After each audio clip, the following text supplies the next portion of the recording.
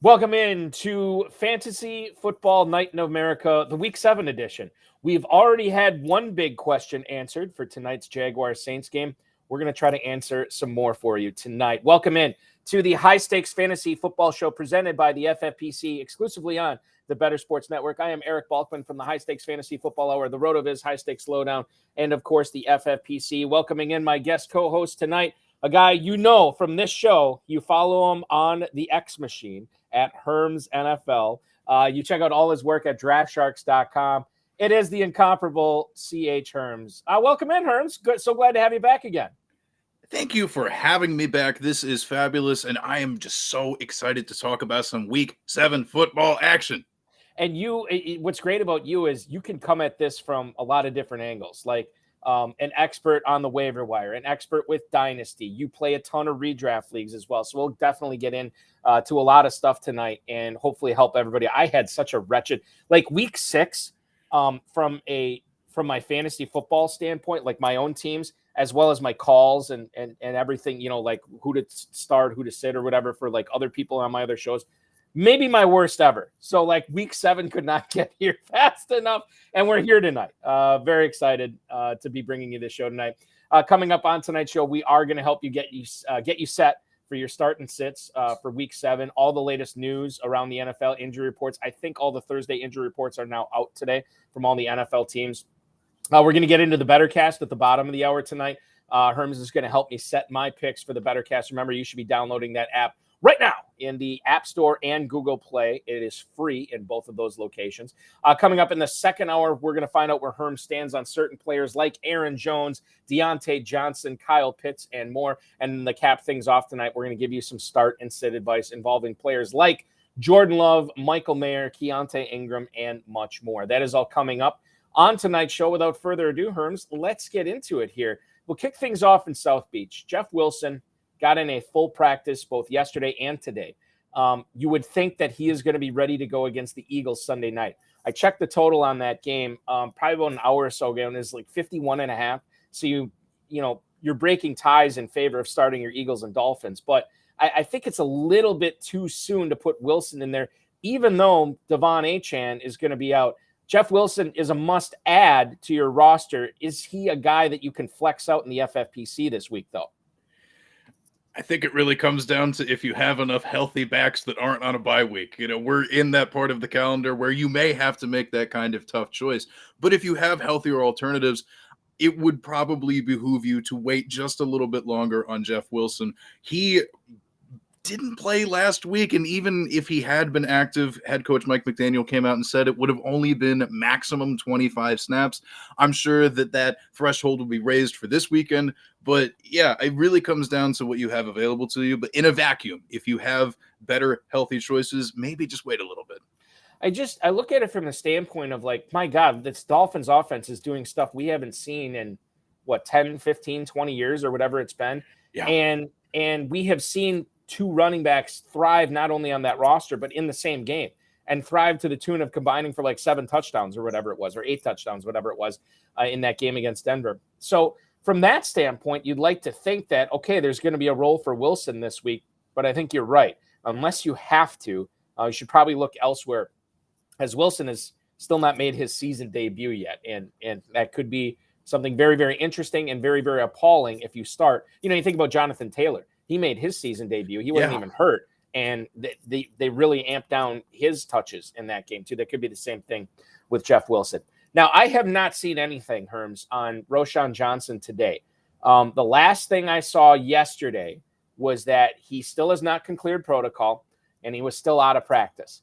Now, this game, the Bears game, is a 1 o'clock kickoff on Sunday, so you should know by then whether Johnson is going to be available. The Bears are actually a 2.5-point home dog to the suddenly streaking Las Vegas Raiders. Total on this is 37.5. When you look at Roschon Johnson, and knowing that this matchup could provide very fruitful outcomes for whatever Bears running back is there, is he a guy that if he's active, you simply plug him in as a flex or a second running back, or is there a little trepidation there, obviously, with Deontay Foreman and everybody else they have going on in Chicago? I think you make a good point about Deontay Foreman. He's a name that you have to keep in mind because he filled in and played very well last week. And in going through the injury reports and filling that stuff in on the back end of draftsharks.com, shout out, Roschon Johnson still did not practice today either. So it's definitely looking a little bit dicey as to whether or not he's going to be available. But if he is, the value case for playing him in some sort of flex role is that he has shown capable as a pass catcher in this offense. They don't throw a ton to running backs, but he has seen some of those opportunities throughout various games this season. That would probably be the only way in which I would be optimistic for him. Because if he doesn't play, they're probably just not going to target any running back at all. The only other healthy running back currently, and I say that with air quotes, healthy, is that Travis Homer is working his way back from a hamstring injury. Even if he's active, though, I mean, he's more of a special teams guy. We've never seen him contribute huge numbers in fantasy before, even back when he was with the Seahawks. So there's a decent chance it might just be the one-man Deontay Foreman show. But if Roschon gets cleared for any reason, pass catching is the only case you can really make for him. And even then, it's a big if. So we're exercising a lot of caution in regards to Roschon Johnson here. Let's play the other side of this. Let's say he's out. Does Homer gum up the works enough where Foreman isn't even a flex play at that point against the Raiders? In other words, if Johnson is out, do you just stay away from Bears running backs in general? In the circumstance that we're in with, I think, 6 teams on a bye, you throw out Deontay Foreman. Okay. It might be a little bit weird, but, again, Homer being more of a special teams contributor type guy, he will see some snaps in the offense, I'm sure, in a couple different packages, but the likelihood that he takes major touches away is pretty low. The Bears are kind of an offense in flux, to put it lightly. What do you make of Roschon Johnson's dynasty value? I mean, there are so many times, Herms, that I draft a running back and a rookie in my rookie draft, and oftentimes it doesn't pan out that rookie year, but that second year is a lot of times we see these running backs take a step forward. I wonder if Roschon Johnson could be that guy. I don't know what Khalil Herbert's contract's like, but I know the draft capital that the Bears invested into acquiring Roschon Johnson. And to me, like 2024 might be pretty bright for him. This might be one of the last times you could buy low on Johnson, right? I would agree. And Herbert is staring down entering free agency this offseason. He is on the last year of his rookie deal. There's no guarantee that they're going to bring him back. And even though you look at Roschon Johnson and say, well, it was just a 4th-round pick that they spent on him, it's like, well, that's 2 rounds more than they spent on Khalil Herbert in the first place. So wham, bam, draft capital. There's that argument.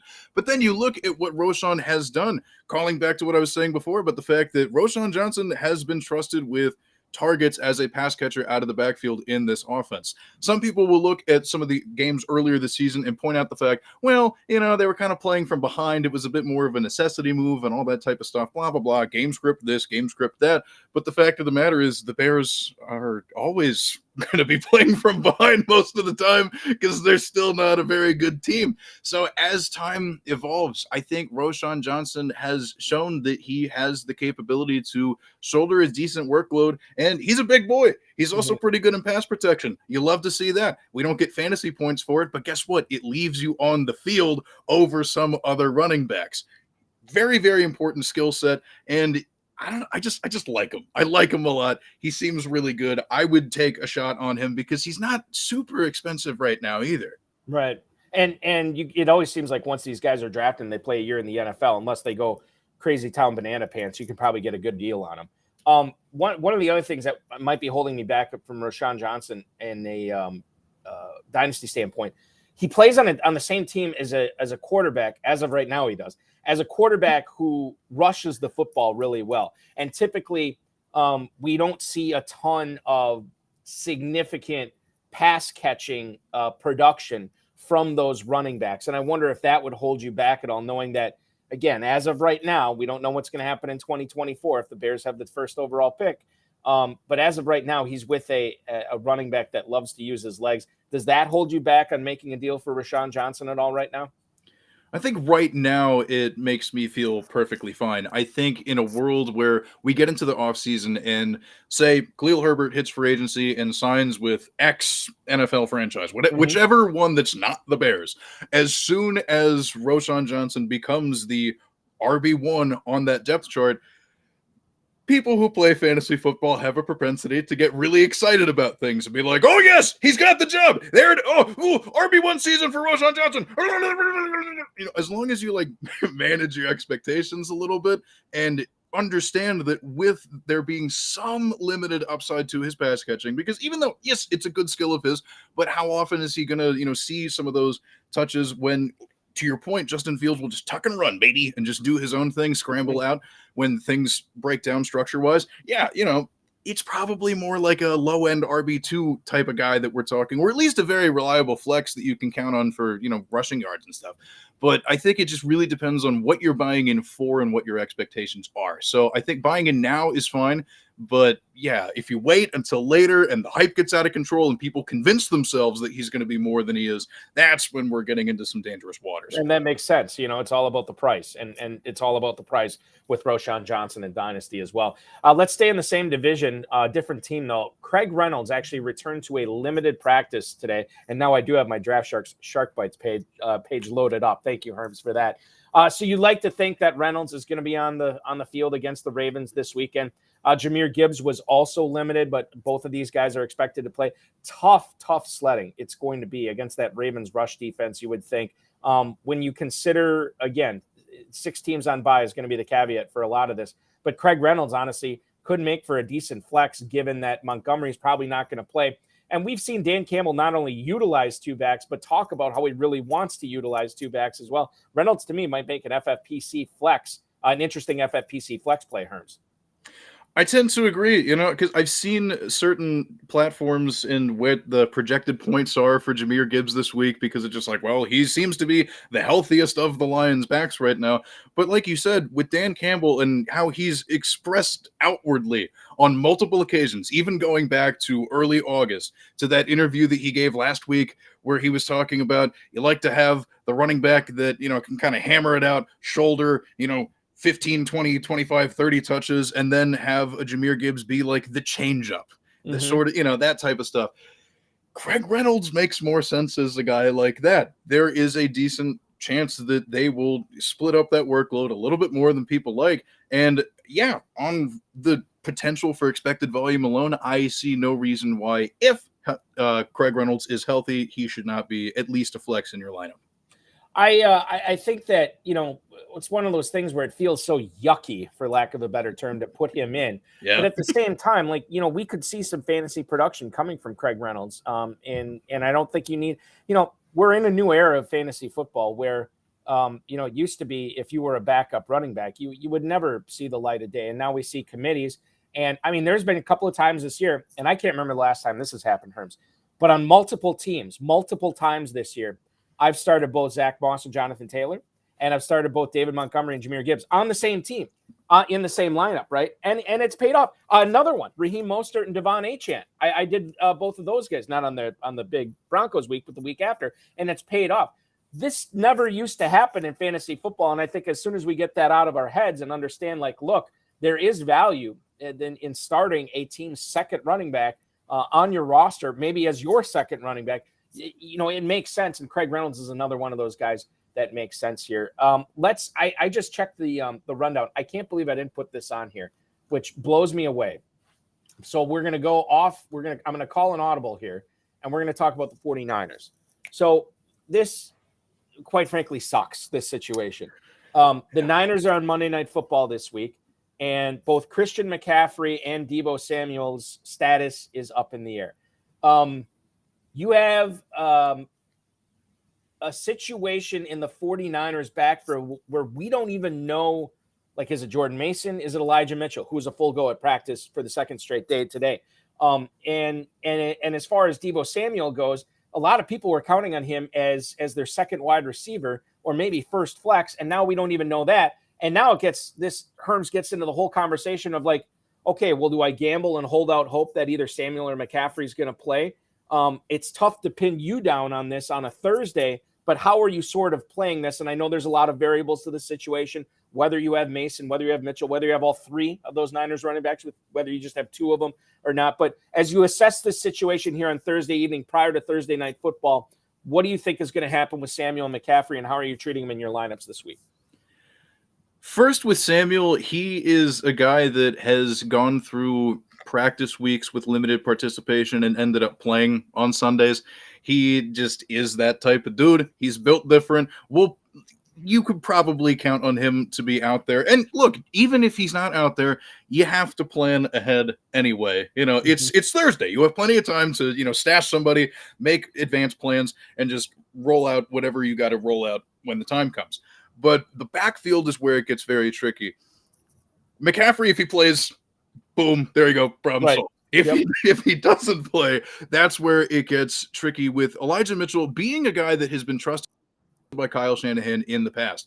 He's shouldered large workloads before and been very productive when healthy. Major caveat, when healthy. He's not always healthy. One of the reasons that Jordan Mason is even on our radar right now is because Mitchell sustained a knee injury in practice. I think it was right before week 4 kicked off. So Mason had the opportunity to step up as the RB2 in this offense. And yeah, it was a couple weird games, including that big blowout victory over Dallas. But Jordan Mason has looked good on the ground. He has delivered. And when Kyle Shanahan was asked about this recently, I don't have the exact quote in front of me. I'm not going to say it verbatim, but they pretty much just asked, like, hey, what are you feeling about, Jordan Mason and some of these dudes? And he was basically saying, yeah, Mason's been really good, but Mitchell has also been really good in the past. So it's kind of ambiguous even from their perspective. So my attitude about it is that as far as I am currently aware, Jordan Mason is the healthiest of all of them. Yes, Mitchell has returned from that knee injury, but that's still something that hampered him for a few weeks. And plus, we know what his injury history is. A lot of soft tissue stuff, just a lot of crazy stuff that's always kept him out of the lineup. If he's the healthiest guy and McCaffrey is ruled out, I am willing to go with what we've seen recently and just play the fact that he's not coming off of something that has ailed him for several weeks. I think one of the tangible things that we can offer tonight is Elijah Mitchell. If you have him on your roster, don't hold out hope that McCaffrey's going to be out and Mitchell's going to be worth starting. Even though I just said this about the second running back for all these other teams coming back off an injury, I don't think so. Now, if you have McCaffrey and Mitchell but no Mason, what would you do there? Then is it worth waiting around, and if McCaffrey's out, you play Mitchell? Yeah, because I think in that situation, you're not really going to have a viable plug and play. The only thing you could do is say, I don't want to wait around for this situation. I'm going to play, I don't know who's a good example, Zach Evans or something like that on Sunday. Because I don't want to wait around. So you have to weigh it. I guess it's kind of an unfair question because you have to weigh this based on what your existing roster looks like.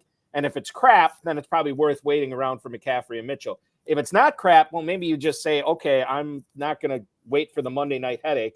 I'm just going to play a guy should be a top 20, top 25 guy right now, and I'll just go with it.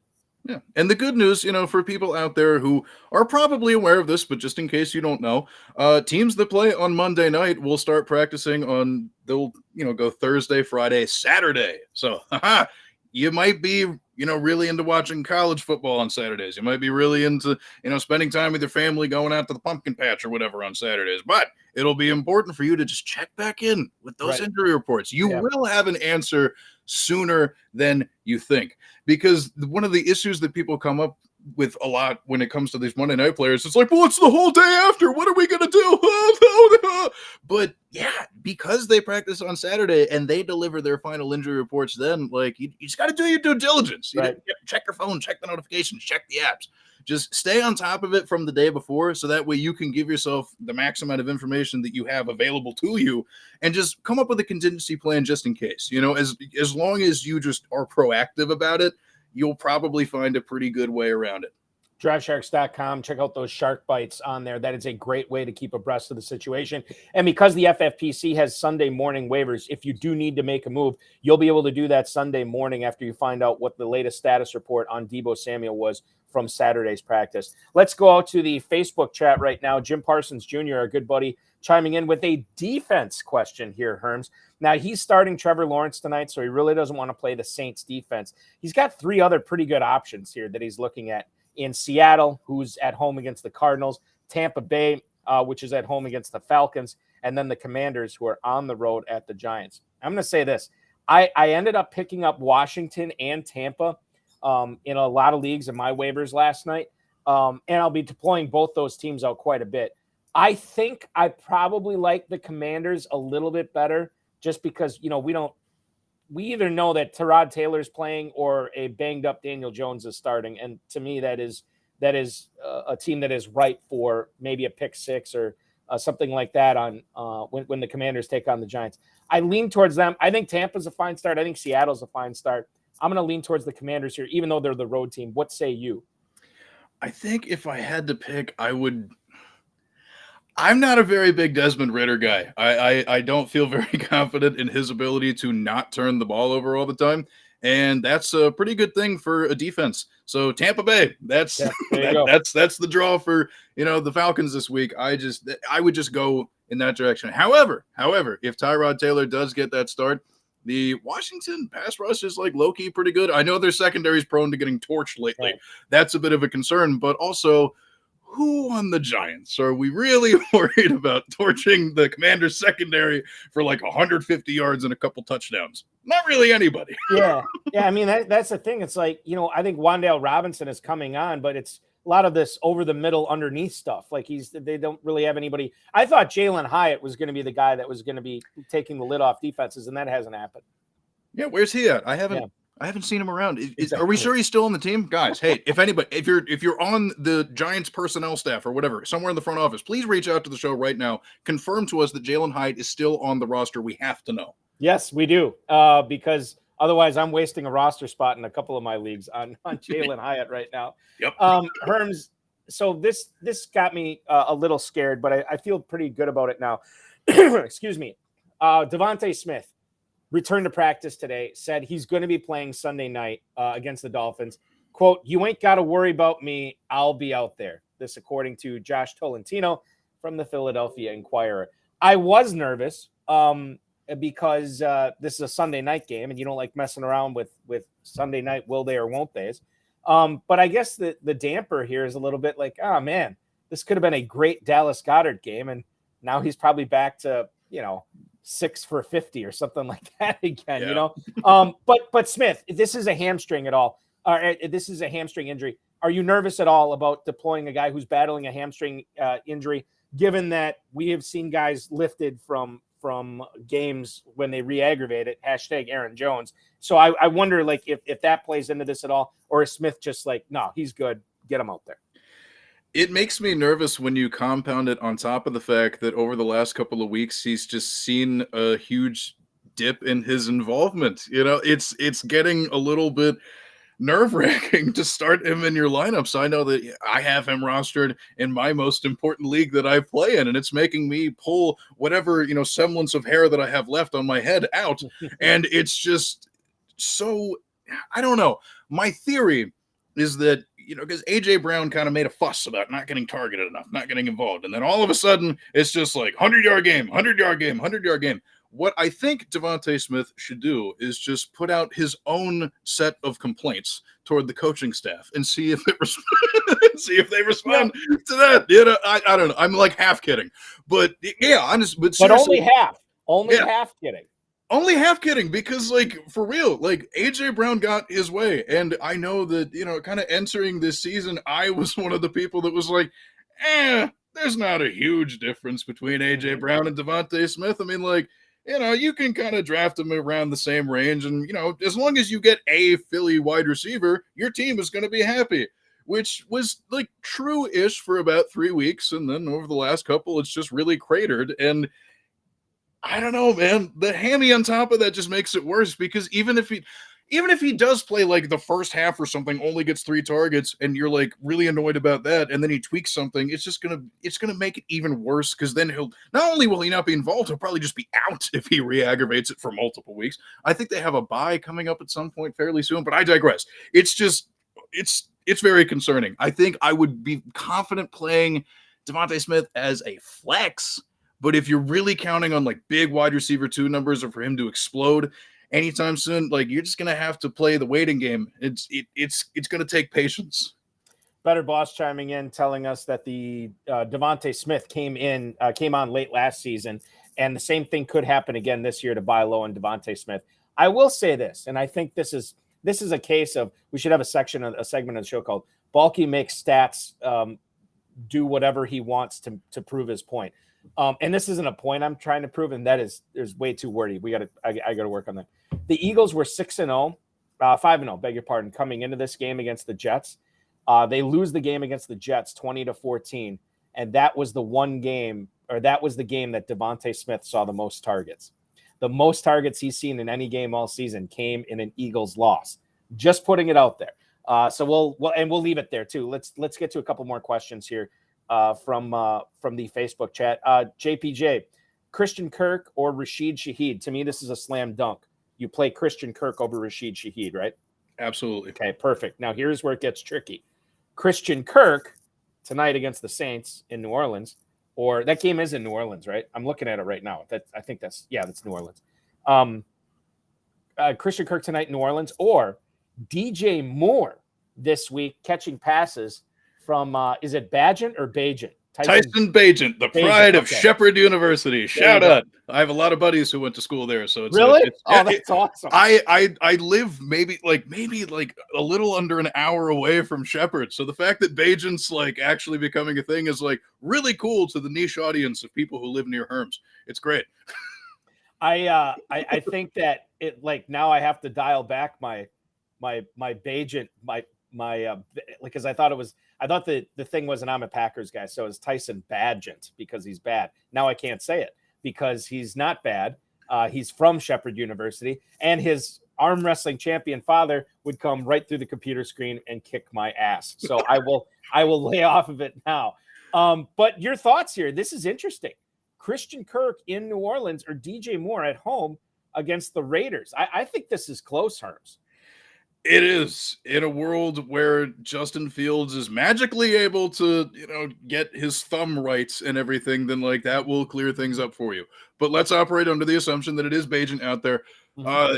Look, he's a talented cat. I'm very happy that he has made it this far in his football playing career. But mind you, Shepherd University plays, I think, Division III football. So this is it's a huge talent gap. All right. Mm-hmm. Also, Christian Kirk. Calvin Ridley's come back on like a little bit of late, like he's starting to find his footing, but the bulk of the targets are really going toward Christian Kirk. He is, by and large, at least for our fantasy purposes, the wide receiver one in this offense, and he does a lot of stuff operating in intermediate parts of the field. They're not exactly challenging throws for him to come down with, so like I'm just going to go with that because he's been awesome. Anybody that was really nervous about Christian Kirk entering this season being like, Ridley's in town, he's going to bounce back. It's like, well, I mean, kind of, but they paid Christian Kirk a lot of money, man. They paid that dude a lot of money, and they're using him like that. So, yeah, absolutely go for that. Christian Kirk last week, only 3 catches for 49 yards, but he did score a touchdown. It was a blowout win. He was not required. His services were not required a lot in the second half. If you look at the prior few games before that, 6 catches, 8 catches, 4 catches, and then 11 catches. Throw out that week 1 game against India. Basically, his 2 worst games have been against the Colts. They don't play the Colts the rest of the season. Wheels up for Christian Kirk. I'm going to agree with you here. I think you play Kirk over DJ Moore. Get him in the game tonight. Prime time, under the lights. It's more fun to root for Christian Kirk tonight. Thomas Glaze, a longtime FFPC player and a multi-time FFPC High Stakes League champion, watching us on Facebook tonight. He's got the Jaguars D and he's got the Tampa D. And you know it, Herms, he can only play one or the other. Is it Jacksonville tonight in New Orleans, or is it Tampa at home against Atlanta? You were just talking about the Tampa defense before. I'm going to play Tampa over Jacksonville tonight. Slam dunk. Yep, same reasoning. I'm not a huge Desmond Ridder guy. I think he's going to turn the ball over enough and they'll be relevant. So, yep. Another question. This is maybe a little bit more difficult. Thomas Glaze also asking, this is an ugly week 7 for him. He's got a running back question, and it's coming down to either Kenneth Gainwell on Sunday Night Football, a game where I just said you should probably be starting all your Eagles and Dolphins. That is in Philadelphia, so he's at home. taking on the Dolphins on Sunday night, or he can play Zach Evans, who we think is going to be the starter in the Rams backfield against the Steelers defense, which has been pretty good against running backs this year. This is tough. I lean towards Evans on this because of the volume, and I just don't know what Gainwell's role is going to be, even though the team could be putting up a lot of points. I think I'm going to lean towards Zach Evans here over Gainwell. Herms, your thoughts? I'm just going to have to roll with Zach Evans because, look, I had him very aggressively ranked in my pre-NFL draft rookie rankings. You know, sometimes they talk about, you know, like analysts need to own their L's and, you know, pull receipts and blah, blah. So, well, look, you know, like I had him, I think, ranked as like a top 5 or 6 running back in this class. And then he fell to the 6th round. And it took like a guy getting traded and 2 injuries for him to find his way into the lineup. So, like, I get, you know, maybe not as talented as I thought he was, but I'm still going to believe in Zach Evans because at least there is a world in which he could take the majority of the touches out of this backfield. Whereas Gainwell, it pretty much requires DeAndre Swift to get hurt in this game for him to elevate to a level of actual fantasy viability. Because, like, yeah, Gainwell gets sprinkled out there a little bit. He gets a handful of carries, but that's at most been getting you maybe a 3 to 5.5 fantasy points lately. Mm-hmm. That's not going to move the needle for me. So I'll roll in with my guy. I'll stick with it. And also, just selfishly as a Steelers fan, I'll tell you, the run defense, when healthy, is really, really good. But, I mean, like, Cam Hayward's still out. There are a couple other guys that, you know, been somewhat questionable over the last few weeks. I mean, Keanu Benton's been, like, pretty interesting, you know, young player coming in. But, like, they're a run defense that wears down as the game goes along. That is something just from a fan's perspective, I don't know how much that's really worth. I think they're not as stout as I think the reputation, you know, kind of earns them. So, yeah, long-winded, but yes, I still believe in you, Zach Evans. I still believe. I very, very on-brand response from Herms, which we appreciate. I got plenty of Steelers stuff peppered in throughout the show tonight, too. And we're going to get back to it. In fact, let's stay on that right now. Pat Freiermuth, full participant yesterday, full participant today. He's on track to come and play in this game against the Rams, and they are awful trying to defend the tight end. Freiermuth, I know he's been out, Herms, but, man, you got to get this guy in your lineup this week, especially tight end premium.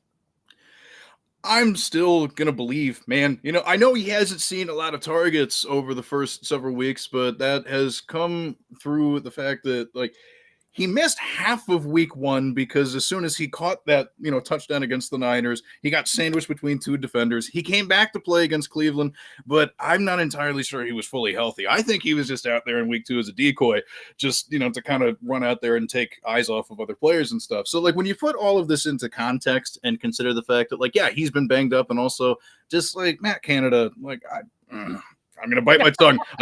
We don't have enough time for me to talk about Matt Canada, but either way, his talent alone dictates that, like, of course they have to get him more involved. But the tricky thing about it is Deontay Johnson also coming back. They both tend to operate a little bit more in that short to intermediate part of the field. So maybe they'll run some complementary, you know, routes and stuff, also mesh concepts or whatever. Like, right. We'll see. But yeah, dude, in the tight end landscape, I'm just willing to go for a guy that also has a pretty good nose for the end zone. Pat Freiermuth, I'm here for. I'm believing in the talent. That's the only thing that I have just to hold on to at this point. You know, speaking of that tight end landscape, a guy that's been a conundrum for a lot of fantasy owners, dynasty as well. We'll get your dynasty thoughts on Dalton Kincaid, but he fully participated in practice yesterday and today.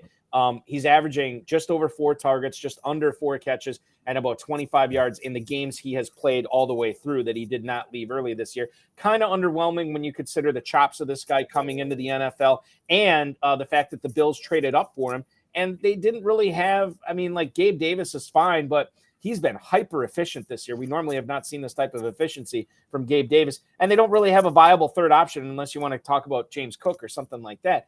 It's a little bit weird to see Kincaid not doing more numbers. How surprising is that for you? Is this off kilter of what you expected to see from Kincaid as a rookie? And is it a good time for FFPC dynasty owners to pounce and make a deal for Kincaid buying on the low? I know that's a lot of questions right now, Herms, but your thoughts on Dalton Kincaid in general.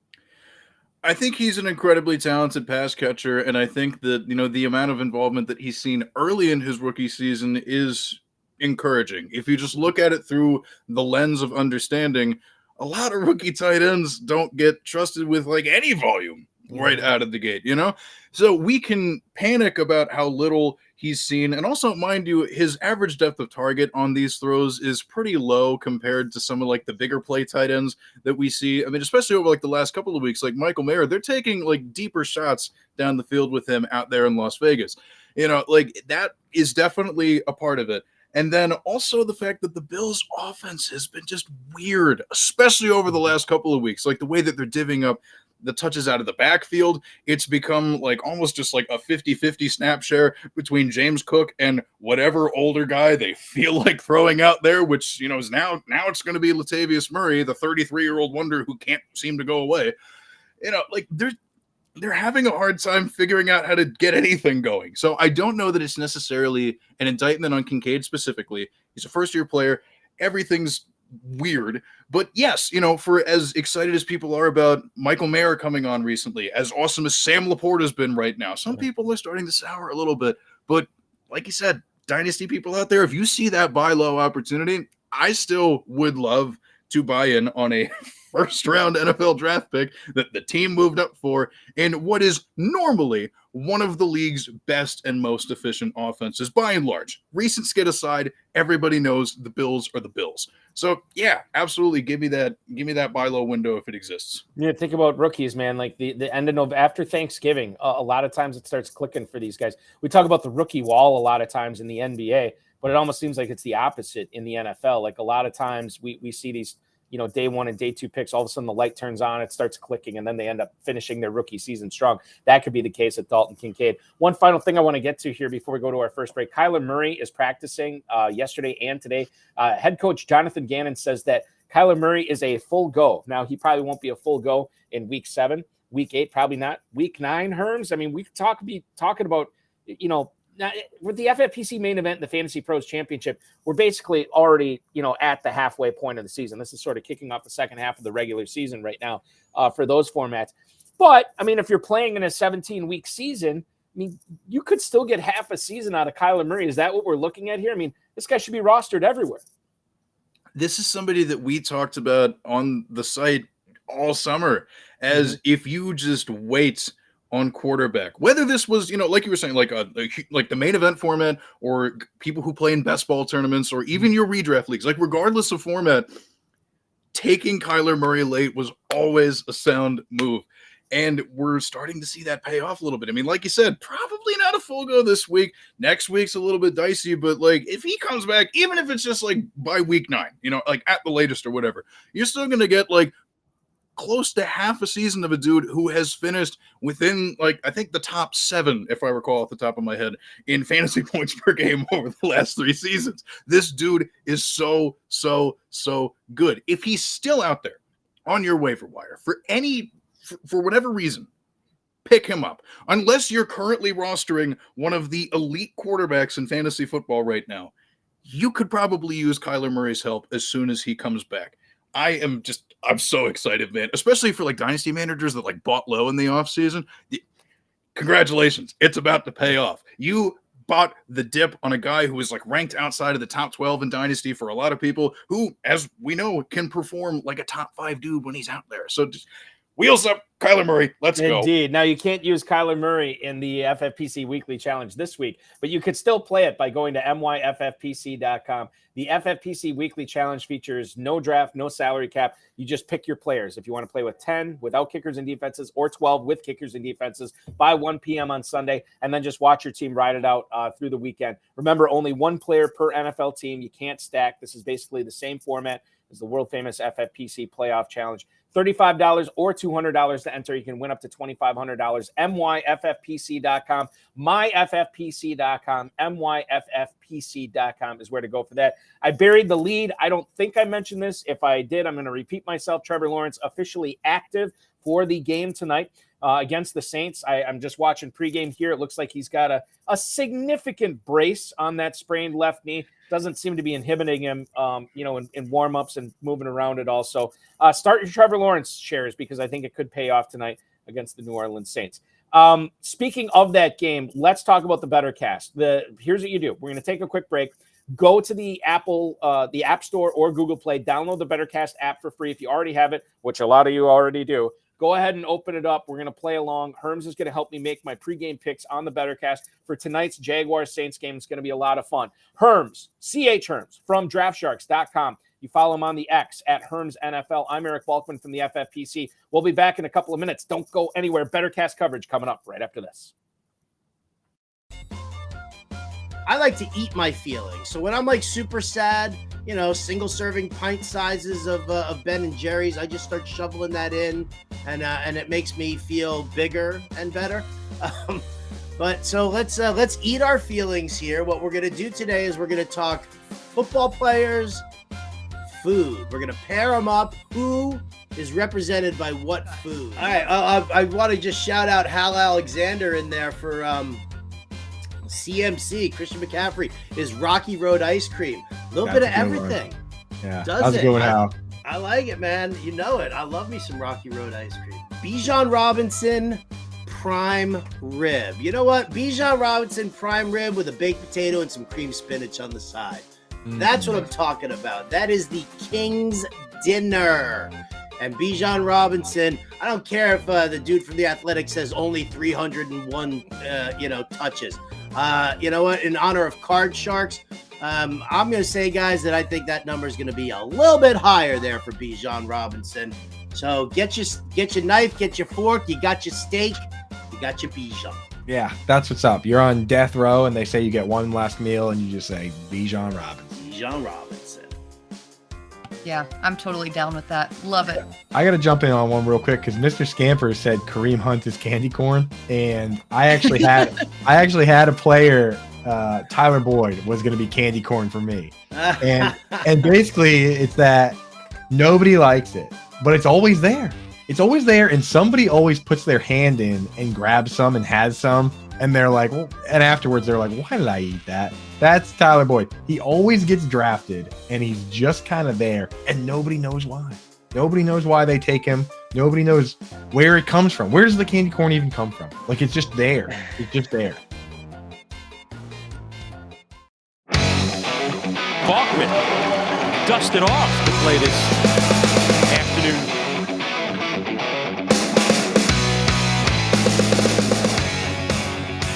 Hot Six Fantasy Football Show rolls on here on the Better Sports Network. 18 minutes until the top of the hour. Hey, we're going to get into the BetterCast portion of the program, a very fun, interactive portion of the program tonight. You could actually play BetterCast tonight during the Jaguars and Saints game at 8:15 p.m. Eastern time, which is about 33 minutes away from kickoff. You can actually predict what's going to happen in the game to score points, win prizes. Hang out with the community. We'll talk about all the big plays, the top performers, and the fantasy bust for Week 7 in real time. Hopefully there's not a whole lot tonight. Watch Thursday Night Football with us. Play our free contest and win tickets. The more questions you answer, the more tickets you win. You could redeem those tickets for authentic NFL signed gear and collectibles. All you have to do is download the BetterCast app for free in the App Store and Google Play. You have to be 18 years or older. Now, Herms, let's get in this. And by the way, I'm joined by C.H. Herms from DraftSharks.com at Herms NFL on the X. Let's get into this tonight, and we'll talk. We'll kick things off. There's 9 questions we have to answer here, and I'm going to lead things off with Chris Olave. So the BetterCast has him right now at 60.5 receiving yards. Are we going to go more or less than that, bearing in mind that this dude has hit 60.5 4 out of his 6 games this year, but he's only hit it once in the last 3 weeks? That's tough. But if I had to make the pick, I would go for it. I would go for the over, just because I think the reason that he struggled the last, couple weeks before this past one is the fact that, like, Derek Carr, got that pretty nasty hit to the ground against the Packers and sprained that AC joint. So there's only so much that you can do as a wide receiver when your quarterback on his throwing shoulder can't just like yeet the ball to you all the way downfield. Like, I think that has way more to do with it than anything Chris Olave was doing wrong. Because, as a reminder, if you watch football, the quarterback always has the ball in his hands. He has control over what happens. Running backs, they're only one thing away from immediately being in control of their own destiny. The quarterback gets the ball, hands it to him. Wide receivers are kind of out on their own island. They can't really make their own magic happen because they are entirely reliant on the quarterback seeing them, throwing it to them, making sure it's a good pass, and then having it land in their hands. So, like, if you're worried about Olave or anything like that, just remember, Derek Carr's shoulder was hurt. He's starting to look good now. He went for over 300 yards against the Texans. It seems like that shoulder is doing better. I'm willing to bet on the talent. You know, and I'm just looking at the Prime broadcast tonight. They have the lower third graphic. Derek Carr last week, season high in completions, season high in attempts, and season high in passing yardage, 32 of 50 for 362 yards. And Olave did hit, I think he had 96 receiving yards last week, targeted heavily. We went over on Chris Olave. Now, we're going to talk about Calvin Ridley and his total right here. I want to ask you a question first, Herms, because I honestly don't know. Where were you on Calvin Ridley prior to the season starting? Did you think that this guy was in for a Bafo season and you should be investing in him, or did you have some trepidation? I was rooting for him because he's a very sympathetic figure, especially if anybody read his entry to the Players Tribune. You know, I feel for the guy, you know, especially, you know, dealing with, you know, mental health issues and all that stuff. That's a very, you know, sensitive topic to me as well. So, you know, like I want him to do well, but at the same time, a couple years away from football, he's 28 years old. I was expecting him to be good, probably not a wide receiver one, and I was always pretty adamant about the fact that you could just draft Christian Kirk like 2 or 3 rounds later and get a better value out of it. So like I was always here for it, but I was never among the group of people that just assumed he would pick up right where he left off. Totally with you. In fact, when Calvin Ridley was creeping up to the top half of the third round of drafts, I'm like, you know, this is getting a little out of control. He could have a big year, and he might have a big year. But when you consider, you know, being away from football for a year and a half, new offense, new OC, new head coach, new quarterback, new team, new everything, and especially that Deshaun Watson thing was still firmly in my mind of when he came on at the end of last year, and he just was rusty as all get out. I was out on Ridley. Now this season, he obviously crushed it week 1 against the Colts, 8 for 101 and a touchdown. He had a great game at Buffalo a couple of weeks ago, 7 for $122. Outside of that, Herms, 2 for 32, 3 for 40, 2 for 38, 4 for 30. He hasn't exactly hit, and I would imagine he's going to get probably some Marshawn Lattimore treatment tonight. I don't know about every play, but he's going to get some of it. Ridley's total is at 53.5 receiving yards. And yes, I am leading the witness, Your Honor. I'm sorry. But where do you think Ridley ends up tonight? More or less than 53.5 receiving yards? I'm going to follow your lead. I don't know that he's going to go over this. I have been kind of nervous about the circumstances of the Jaguars offense for a while. Mind you, the information that I'm about to cite is a few weeks old because this column that I wrote for the website over at draftsharks.com is a little bit outdated. But one of the things that I pointed out, I do a weekly series called the Dynasty Player Spotlight. And I try to go through and highlight players that are doing really well or dig into some of the reasons why certain players are doing very poorly. And I think at the time it was like ahead of week 4 or 5. Trevor Lawrence had 0.9 fewer seconds of pocket time to get the ball out than he did last year. There was just a lot of things working against him to be able to deliver quality passes to people downfield. That was one of the things that definitely worked against Calvin Ridley because we saw like a shrink in his average depth of target from when he last was a full-time player a couple of years ago. He's primarily a downfield threat, and if the quarterback doesn't have a lot of time to get that ball out, that's one problem. And then the other issue is anytime Calvin Ridley has been shadowed this season by a very talented cornerback, they can kind of shut him down a little bit. I think about when they played the Chiefs and like L'Jarius Sneed's a pretty good cornerback. He was pretty much all over him for most of that game and kind of, you know, made it difficult for Ridley to actually achieve those contested catches. So Lattimore, very talented guy, kind of makes me a little bit nervous. And all the things that we talked about, Christian Kirk just like being the dude in this offense from before applies here as well. I think if there's a Jaguars receiver you want to, you know, bet on for, you know, these purposes or even just for general fantasy purposes and stuff, I'm way more comfortable trusting Christian Kirk than I am Calvin Ridley. I'm with you. We went under on that. I want to move back to the Saints here. The next question, Alvin Kamara. Let's get into this. His total, just rushing yards, not total yards. Rushing yards only, 50.5. Now, Kamara obviously missed the first 3 games of the season because of the suspension. He's hit 50.5 every single game. He had 51 against Tampa. He had 80 against New England and 68 against Houston. Those last 2 games were on the road. And it's kind of interesting. They crushed New England. They lost to the Texans. Both those games, he got 3.6 yards per carry, which is exactly what the Jaguars are giving up this year, 3.6 yards per carry on the ground to opposing running backs. So Kamara, I mean, like, I guess on the surface, if we just eyeball it, we say, well, he's going to go over for sure, right? But maybe, I don't know. I don't know if you have any insight in this, because to me, just again, at face value, it seems like he should go over. I think, since returning from suspension, he's been somewhere between the ballpark of an 85 to 90% work share of just the overall running back touches in that backfield. Nobody else has really factored in that much, except for the one game against the Patriots, in which it was like so much of a blowout that they just shoveled some work to Kendre Miller just to kind of, bleed out the clock a little bit and protect Kamara a little bit. Oh, but the other games that they've played that have been more competitive, it's been the Alvin Kamara show. It is basically just like his backfield, and the only other player that we would really be concerned about, I guess technically, would be Jamal Williams, but this is his first game back on a short week, returning from IR because of that hamstring injury that kept him out ever since he sustained that in that Monday night game against the Panthers. So, I don't think he's going to be that much of a factor this week at all. I think if there is going to be an opportunity for somebody to come in and kind of be the thorn in Kamara's side, it's going to happen next week at the earliest, not this week. So, yeah, just Kamara on volume alone, you just have to go for it. Yeah, and now that Derek Carr's shoulder is mostly healed, he's not going to dump off 13 receptions to Alvin Kamara tonight too.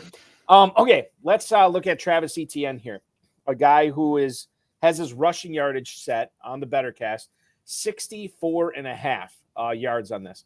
Now, this is interesting because Etienne has hit this total in 3 games, 77 against the Colts, 88 against the Texans, 136 against the Bills. He also failed to hit it 3 times, 40 against the Chiefs, 55 against both the Falcons and then the Colts the second time around.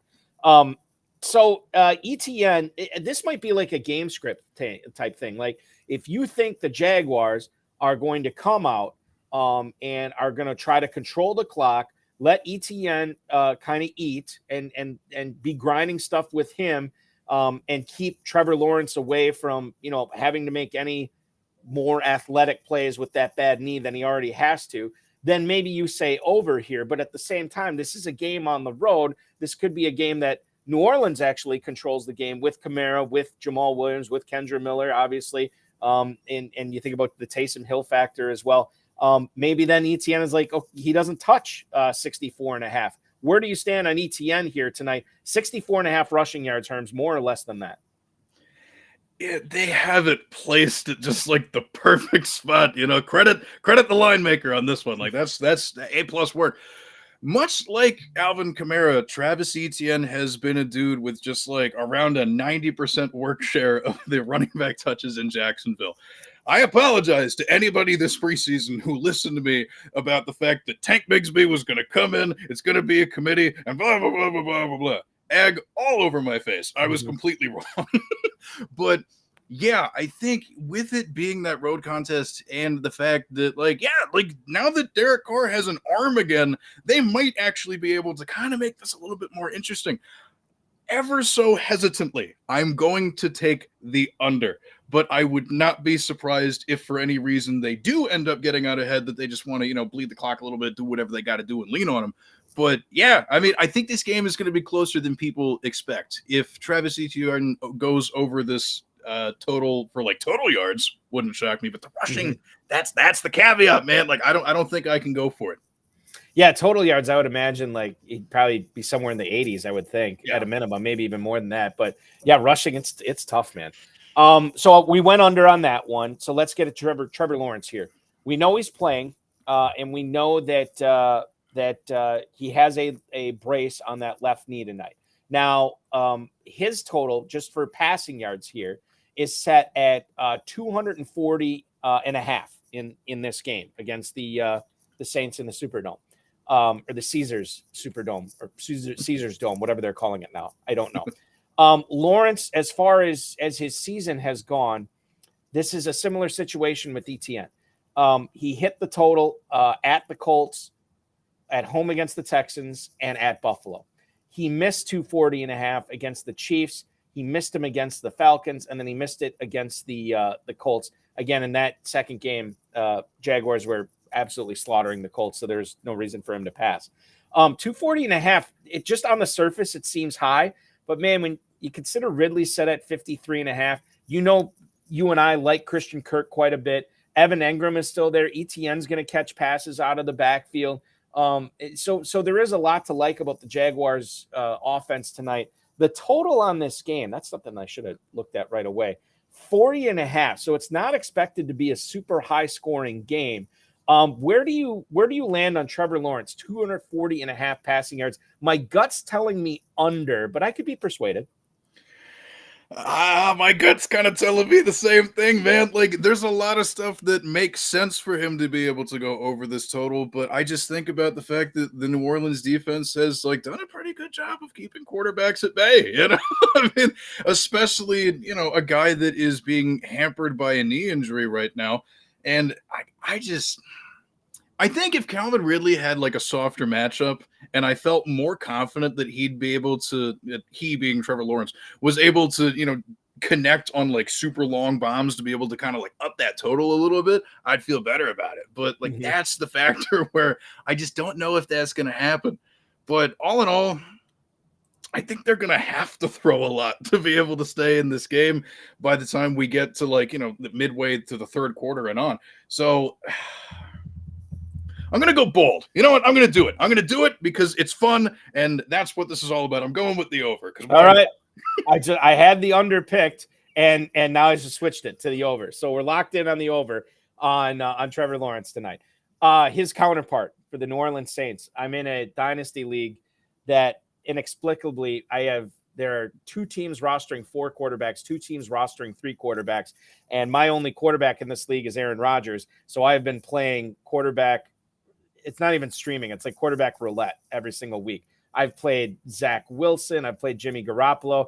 Derek Carr, somebody dropped this past week. Thank God. So I picked him up. I'm starting him tonight. I hope he's in for a nice little game. He's set at 235.5 passing yards tonight. This is a total that he has hit twice. The first game against the Titans and then the last game against the Texans. Now that's skewed a little bit because he obviously got hurt against the Packers, only threw for 103 yards, and he came back and played. I think we can pretty much assume that he was playing hurt against Tampa and New England. He didn't even top 190 yards in either of those games. So tonight, 235.5. He looks healthy. He's got Olave. He won't have Juwan Johnson tonight, but he'll have Rashid Shaheed as well. You look at Derek Carr, 235.5. If we're saying over on Lawrence, does that mean we should be saying over on Derek Carr, or are the two unrelated as far as you're concerned? Yeah, I think we got to go over on both. I'm here for this, man. This is a really awesome opportunity for Derek Carr to just absolutely go off. I think, the Jaguars defense has been low-key pretty good, but a place where you can exploit them a little bit is on those super deep bomb throws. That's something where they've been a little bit vulnerable. And when you have 2 dudes like Chris Olave and Rashid Shaheed that are just super good at those things, I think the available weapons to Derek Carr and the matchup that they have kind of sets itself up really nicely for him to, even if it only takes just connecting on a couple really long passes to really, up that total, I think he can do it. I think we just have to trust the really good stuff we saw from him last week, assume that he's back, baby, and just go for it, because 235 or whatever it's not so high that we have to be super nervous about it. And as true over bettors would say, all he's got to do is hit Rashid Shaheed for one pass, and then it's gravy there. So when I was doing this show a couple of weeks ago, excuse me, it might have been 2 or 3 weeks, I can't remember now. But Mike Shope from the Deep End podcast and WGR 550 in Buffalo, we were watching the game, and we took the over on DJ Moore receiving yardage, which was at 40.5. I mean, this is before he had really broken up. And then what happened? The first pass, it was a 42-yard completion. He was already over. And then Moore sailed way over. He went way over everything that night with 3 touchdowns, just absolutely crushed it.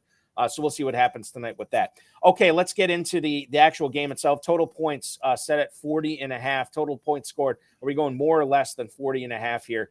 I would assume since we've gone over with Carr and Lawrence, we should probably go over on the score. But I guess it's not necessarily related, Herms. I just got to be 100% honest. This is the area of sports betting where I get a little bit hazy. I don't know. I'm going to defer to your judgment on that one. You defer to me. Yes. The way that we've set this up, we're taking the over. We're taking over 40.5. Now, here's what we can do for the remainder. Now, to me, this is kind of a coin flip. Which team is going to score first? I don't know who's going to get the kickoff. I don't know who's going to win the toss. So for me, I usually go with the favorite here. That's the Saints by 1.5. I don't know if you have any inside stats on the Jacksonville Jaguars being this insane first quarter scoring team, but I don't. So I would just go Saints here unless you can convince me otherwise. I know at least earlier in the season they kind of struggled to put up points in the first half a little bit. So, like I would just look at it from the standpoint of like the things we were talking about earlier with, Derek Carr just having two of these deep threat dudes. You know what I mean? Like I think in terms of which side has the most explosive players that can absolutely just torch somebody and break off like a huge chunk play, like that's the Saints. So I'm just going to, defer to the fact that they have those weapons available to them because that's the smart thing to do in my mind. All right. Speaking of smart things here, the last question, which team is going to win the game? Now, oftentimes, and this was the case during the Chiefs and Broncos, as far as the points you get on the BetterCast for answering these questions properly, if you pick the Chiefs to win and they won, you get 10 points. However, if you pick the Broncos to win and they won, I think you got like 50 or 60. Mike Shope and I picked the Bears to win against the Commanders when we were getting 40 points if we were right there, where you only got 10 of the Commanders. Now, tonight, it's the same. If you pick the Saints, you get 10 points. If you pick the Jaguars, you get 10 points. Saints currently are 1.5-point favorites. Do we just go with the Saints to win the game at home tonight? I don't see why not. Okay, we're locking it in. And that is our BetterCast picks that we have tonight. Remember that you can join the cast by downloading the BetterCast app in the App Store and Google Play. Those are just the 9 pregame questions. There's going to be a ton of questions that are going to be put out throughout the cast tonight, and hopefully you can participate, have a lot of fun. I know I'm going to be in there. It's going to be great. That is going to do it for the first hour of the High Stakes Fantasy Football Show tonight here on the Better Sports Network. We've got a ton more to get to, though, ladies and gentlemen. When we come back, let's find out where Herm stands on guys like Jackson Smith and Jigba, Kendrick Bourne, Sam Laporta. We're going to figure out his thoughts on and by the way, some dynasty nuggets to go along with these. Redraft analysis with a dynasty twist. So it's going to be great. My favorite drink. That is coming up on the High Stakes Fantasy Football Hour right here on the Better Sports Network. He is C.H. Herms from Draft Sharks. I am Eric Balkman from the FFPC. We'll be back right after this.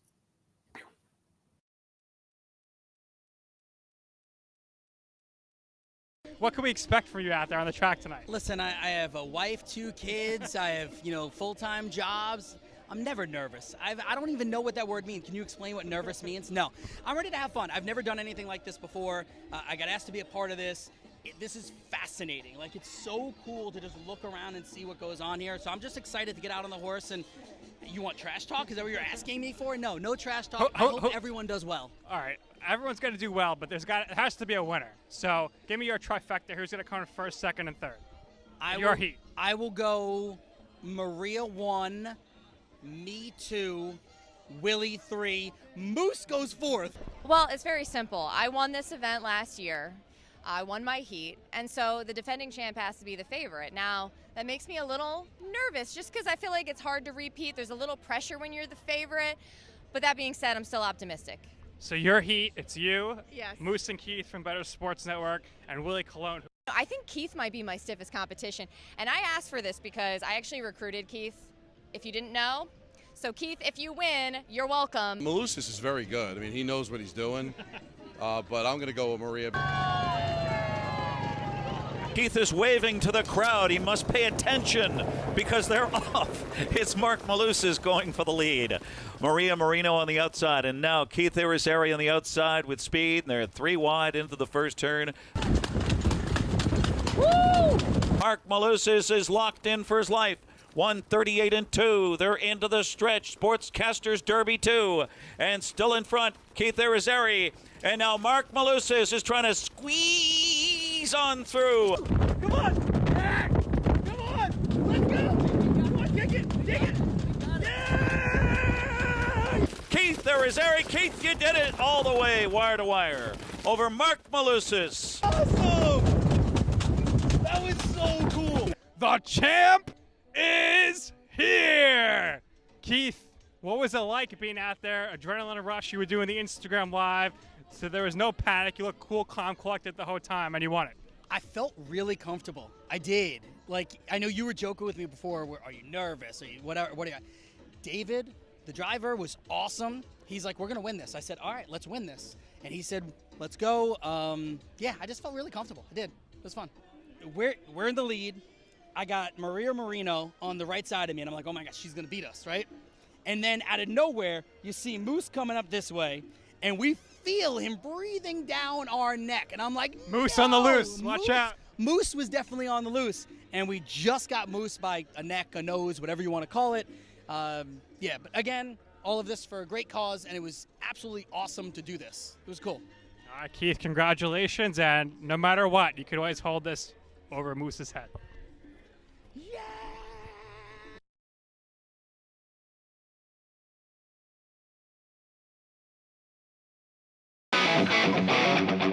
Who are you? I am Belki Bartokomous.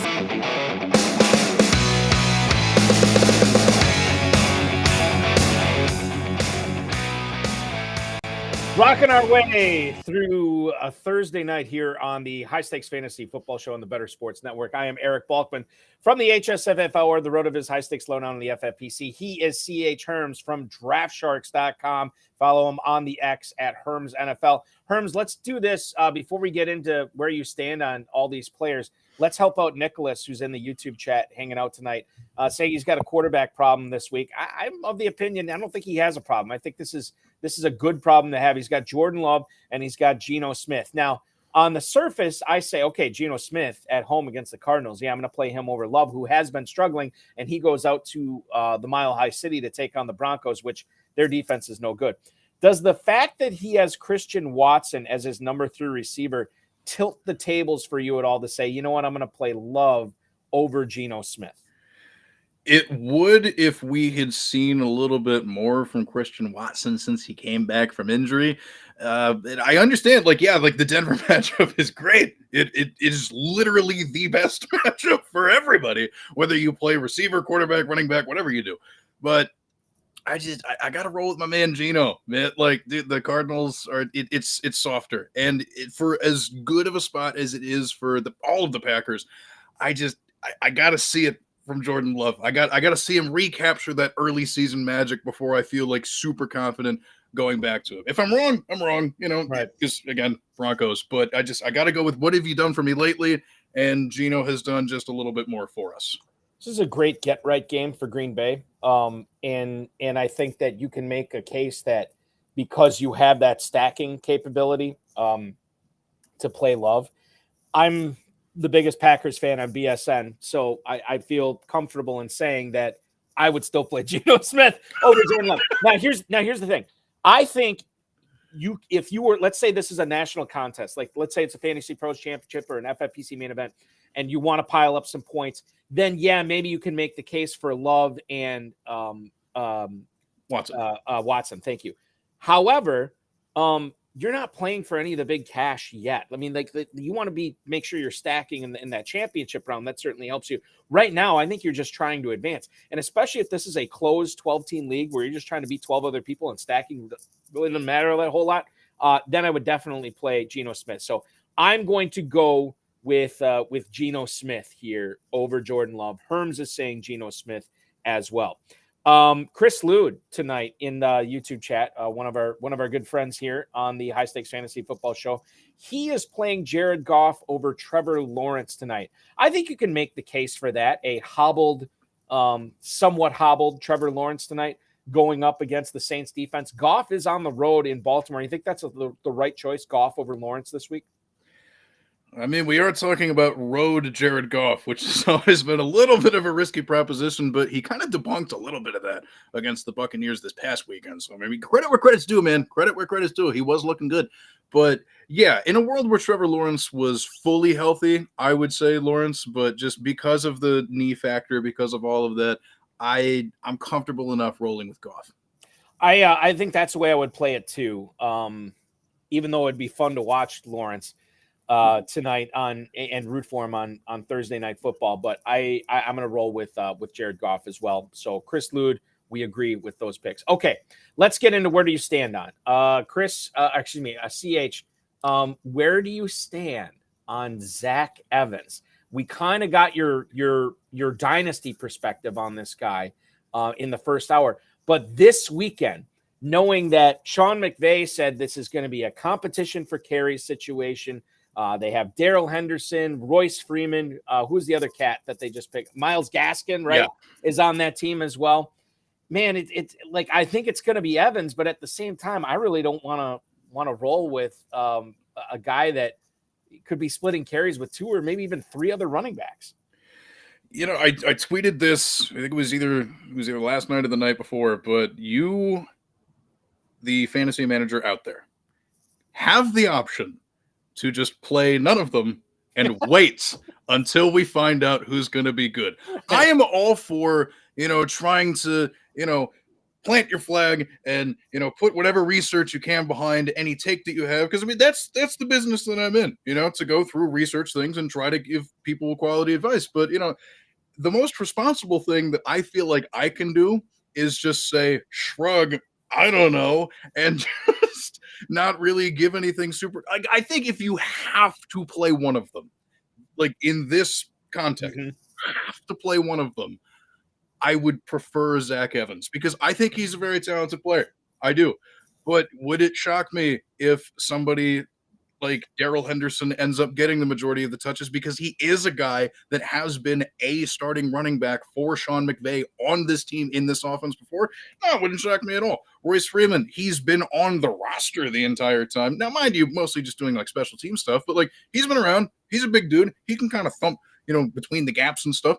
It honestly could be any one of them. But yeah, if you had to pick one, it's Evans. But if you don't have to pick one, pick none of them.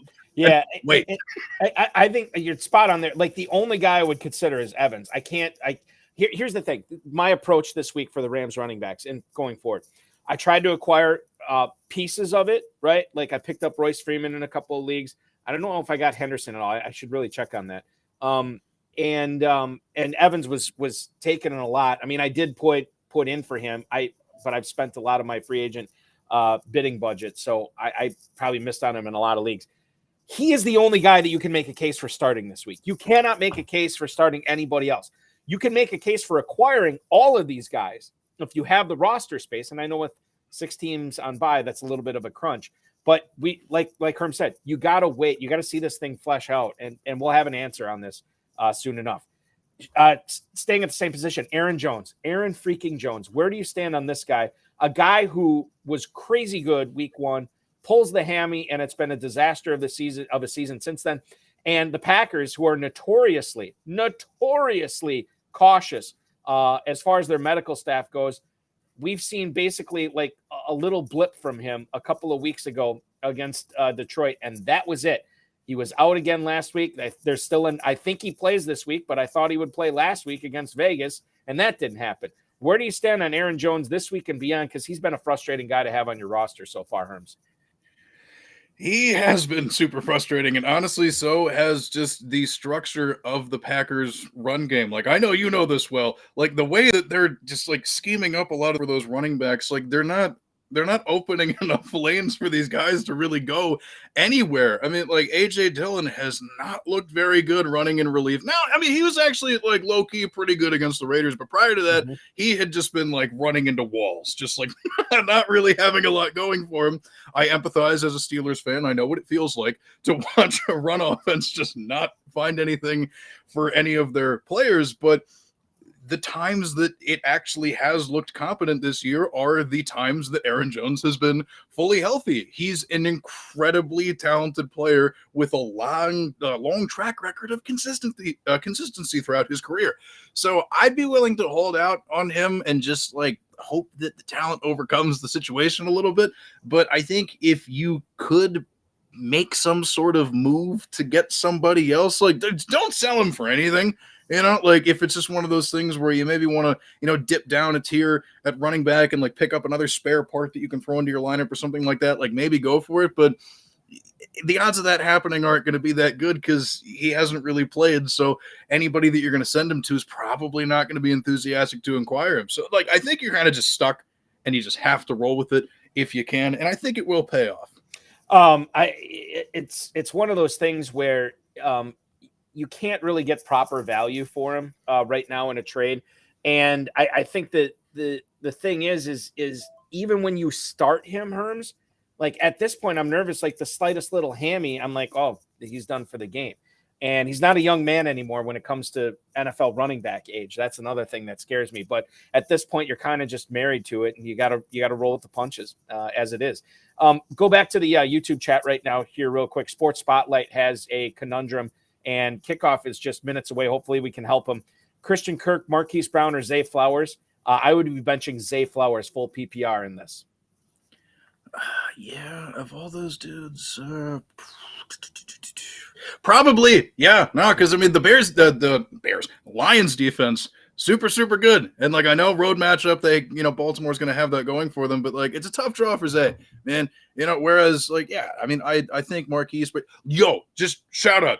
Marquise Brown has been super good so far this year, even without Kyler Murray. Like, I think people who invested in him, like, later on in drafts, like, you are just, like, rolling in the dough now because he's only going to get better once Kyler Murray comes back. So, like, yeah, everything we said about Kirk is true, and just, like, Marquise Brown is dat boy 100%. Marquise Brown already 3 touchdowns on the season. He hasn't hit 100 yards yet, but been really consistent for full PPR. 6 for 54, 5 for 61, 7 for 96, 4 for 61. Been really consistent, and sometimes that's what you're looking for in a second wide receiver. And he still does have that upside, that game breaking upside. So hopefully that works out for you. Sports Spotlight. All right, Puka Nacua. Cooper Kupp is back, and Nacua in that first game back still crushed it. The second game back, which was last week, I feel like he had the opportunity for another big game, a couple of touchdowns he was this close to. It ended up being kind of a fantasy dud performance. But where do you stand on Puka Nacua the rest of the way? I'm kind of all in on this guy. I think that even with Kupp back, I think Nacua is still going to be a borderline top 15, top 20 guy the remainder of the season, Herms. I completely agree. And this is a player that, I don't like to get caught up in hype trains. Like, I've been burned from that in the past. I try not to overreact to certain things, but just based off of the route responsibilities that they trusted him with right out of the gate and his ability to execute playing in what was essentially the Cooper Kupp role. I mean, that says a lot, dude. That really does. And now that they have their full complement of these receivers back, I think one of the things that we're going to see as time goes along, if we remember back to that little window between like 2017 to 2019, where it was Cooper Kupp, Robert Woods, and Brandon Cooks just going out there and doing that crazy explosive stuff.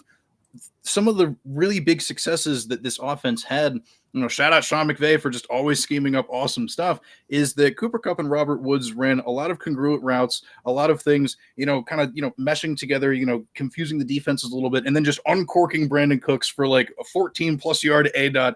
If he's open, you just like eat the ball downfield and see what happens there. They have all of the weapons in place now to replicate that exact thing, with Tutu Atwell being that deep play threat that is like low-key been pretty good so far this year, and Puka Nacua is slotting in very nicely to play like a Robert Woods used to during like the height of this offense. And we also think about the fact that Robert Woods for a long time there used to run like a lot of like sweeps and reverses and stuff, and Puka Nacua is a guy that I think over his last couple of years in college at BYU saw somewhere between, I can't remember off the top of my head, it was like 30 or 35 carries as a runner out of the backfield, and also like punched in some rushing touchdowns and stuff. So he has this versatility to be able to bring a dimension to this Rams offense that they have not had in a very long time. So I'm very, very excited about it. I'm not worried about the fact that Cooper Kupp is back. I'm not worried about the fact that Puka Nacua, did kind of, drop off a little bit. He is just so absurdly talented and fits into an offense that already has a blueprint to work off of to deploy players responsibly and make everybody feast. And Nacua, I don't know how he does it. I mean, he's not the most athletic guy in the world. He's obviously got some competition for targets with Kupp and Higbee as well on that squad. But he's getting it done, and he's just a football player. And sometimes football players can get it done. He continues to get it done. Jaguars are getting it done right now. A 21-yard pass to Evan Engram, complete. Etienne had a 15-yard catch right after that, and Trevor Lawrence picking up a first down with a 9-yard run up the middle on 2nd and 6. So the Jaguars are in business here in New Orleans territory. I'm trying to find out exactly what yard line they're at. They're at the New Orleans 26.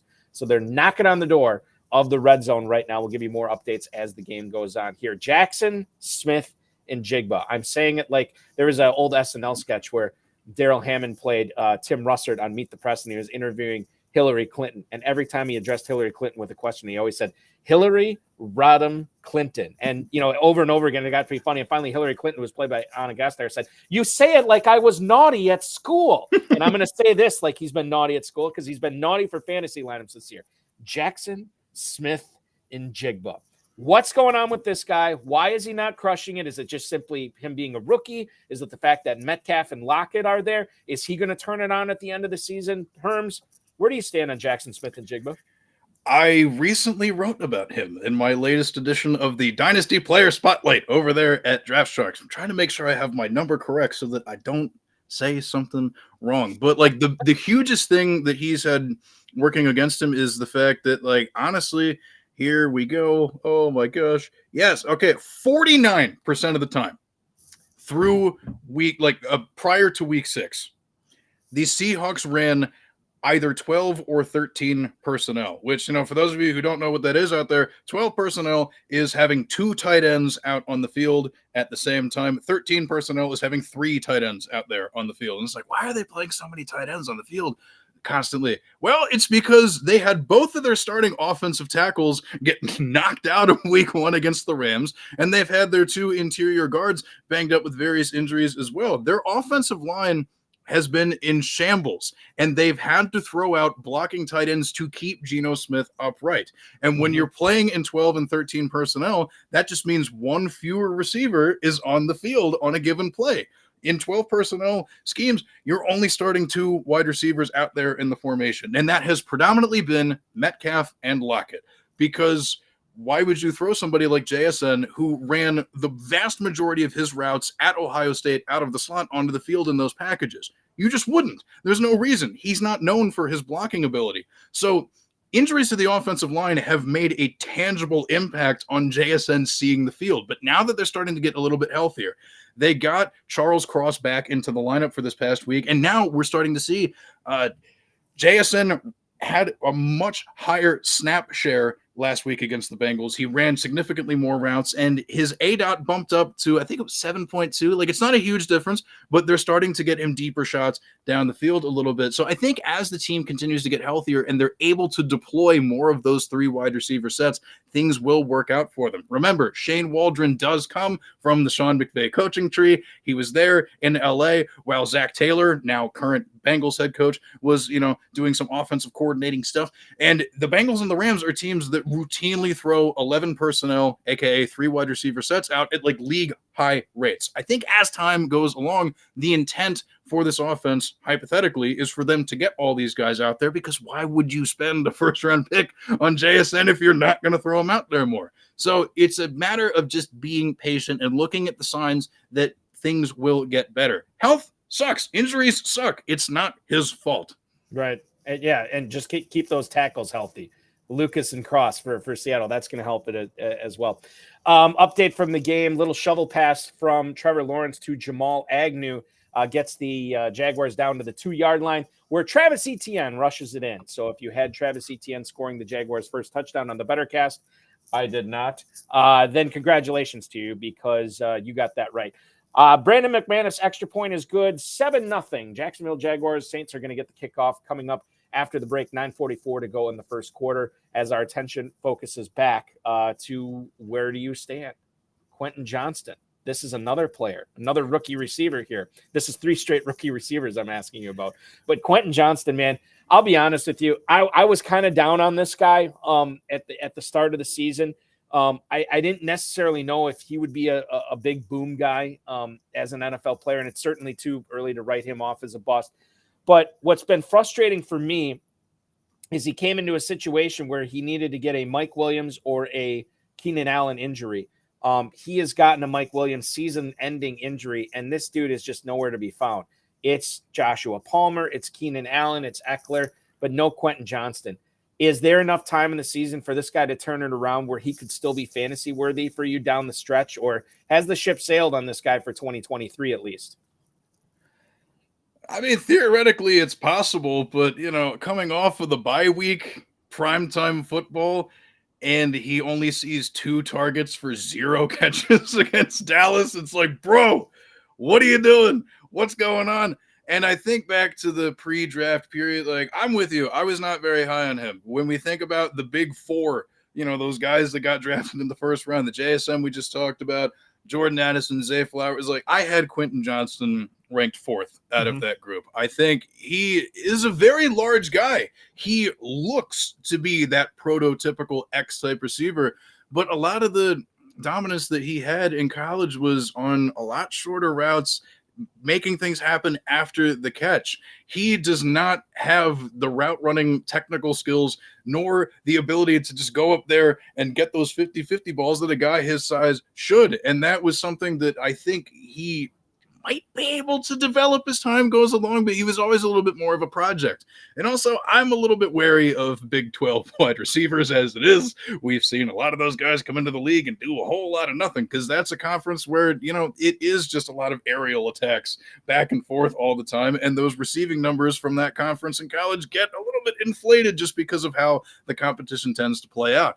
So I don't really care for him the rest of this year, but I think as time goes along, he might develop into something, but my hopes weren't that high to begin with. I didn't draft him anywhere, dynasty redraft, any of both. Williams and Allen are under contract next year with the Chargers, but their cap numbers are massive. So they either will be cut or they're going to have to restructure. And don't forget about Joshua Palmer there as well. So, yeah, I think Johnston is the type of guy, if you can stash him on your roster in your dynasty league, you'll see what can happen there. But, man, it's not been a great start for him. Let's talk about Deontay Johnson for your beloved Pittsburgh Steelers here. Coming off IR this week, it looks like he's going to be ready to go. We already kind of talked about this with Pat Fryermuth. Where do you stand on Deontay Johnson starting him this first week off IR? Wheels up or little trepidation? How do you feel about him? I am starting him in a handful of leagues, mostly because I have to, but also just because when he's healthy and he's out there, that's who gets the vast majority of the targets in the Steelers offense. They hyper-focus on getting Deontay Johnson the ball. He is the centerpiece of that attack, and I just have to imagine that he'll find a way to volume his way to relevance, because I don't know that there's going to be a lot of big plays. It usually takes until the end of the third quarter for the Steelers offense to show life of any kind. And it's all, some of the best football I've ever watched. It's a beautiful time. But yeah, I mean, you have to fall back on the Deontay Johnson track record of just him being a volume monster. I don't know that it's going to pay off in huge spike weeks. I don't know if he's going to score a touchdown again this year either. We're still waiting on him to score a touchdown. The last touchdown that he caught was from Ben Roethlisberger. Wow. So that is cool. That is crazy. That's, I mean, I don't know if that's the craziest stat I've heard in 2023, but it's right up there. The last, holy God. It's so bizarre. It's so bizarre. We're still waiting. And for like how just terrible this offense has been, yeah, I think that streak might continue. But yeah, I'm just it's like that gif of like the dog sipping like the little teacup in that burning room that's on fire. This is fine. That's just me every Sunday watching the Steelers. Let's okay. So I was upset about Kendrick Bourne. So this past year, not this past year, this past September after week 1, I saw what Kendrick Bourne did against the Eagles secondary, pretty talented Eagles secondary, James Bradbury, so on and so forth. And Mac Jones had, tractor beams locked on with Kendrick Bourne that first game. I'm like, God, maybe real offensive coordinator or just an offensive coordinator in general in New England, Bill O'Brien, maybe things are turning up. So I spent, just for lack of a better term, an ass load of money on Kendrick Bourne out of my fab budget to try to acquire him. And I got him in a bunch of leagues. And I still have him in a couple leagues, but it's kind of fallen off. And then I was upset I didn't have him this past week as he goes 10 catches for whatever it was, 86 yards, I think, this past week against the Raiders. And then he got picked up again in some of my other leagues where I dropped him in. So where do you stand on Kendrick Bourne? Because it's certainly frustrating for a guy to be so dominant in the passing game on 2 weeks and then basically just disappear in the others. Bourne is a maddening guy to own in redraft leagues where you got to figure out if this is going to be his week or not, Herms. It's terrifying, and I don't like doing it, and you can't make me do it. No, seriously, though, he is currently the best wide receiver on his team and also the healthiest, because if I recall, Juju Smith-Schuster, on top of just like the knee injury that he's been dealing with for like well over like a month and a half now, concussion. The rookie Demario Douglas also has a concussion going on. Devontae Parker, the perpetually injured wide receiver, and also Hunter Henry still on the injury report. So, like, just as long as Kendrick Bourne continues to have the best ability, which is availability, he will have room to be in people's lineups. Because honestly, outside of just tossing those, dump offs into the backfield to Ramondre Stevenson and Ezekiel Elliott, where else does Mac Jones have to throw it to? Where else? It's Kendrick Bourne. That's it. It's the only thing that's working. So, I think the laser beam, tractor beam, like you're talking about, is because, when he looks downfield, when Mac Jones looks downfield every single snap, basically, and looks for the guy wearing the same color uniform as him, the only person who ever appears remotely open is that Kendrick Bourne. Yeah, you're totally right. Because, he's fast. He can torch dudes, he low key, pretty sneaky good football player too. But dude, as long as he continues to be the healthiest, just go with it. Well, and then the other thing I think that I was wrong on is that Eagles secondary turned out to be not as great as I thought it was going to be this year. So that skewed it a little bit as well. Moving on to tight end, Sam Laporta. My God. I have been blown away, even though I had this guy in a ton of redraft leagues and I drafted him usually as a backup towards the end of drafting season. I was drafting him as a starter. Even I didn't expect this kind of consistency, this kind of production. He's been awesome. I got a dynasty trade offer for Mark Andrews. If I trade Laporta, I would be getting Mark Andrews straight up. I turned it down. Sky's the limit for Laporta. He is taking advantage of being the second guy receiving option in this offense behind Amon-Ra St. Brown, and he's running with it. Laporta's been awesome. Where do you stand on him for dynasty?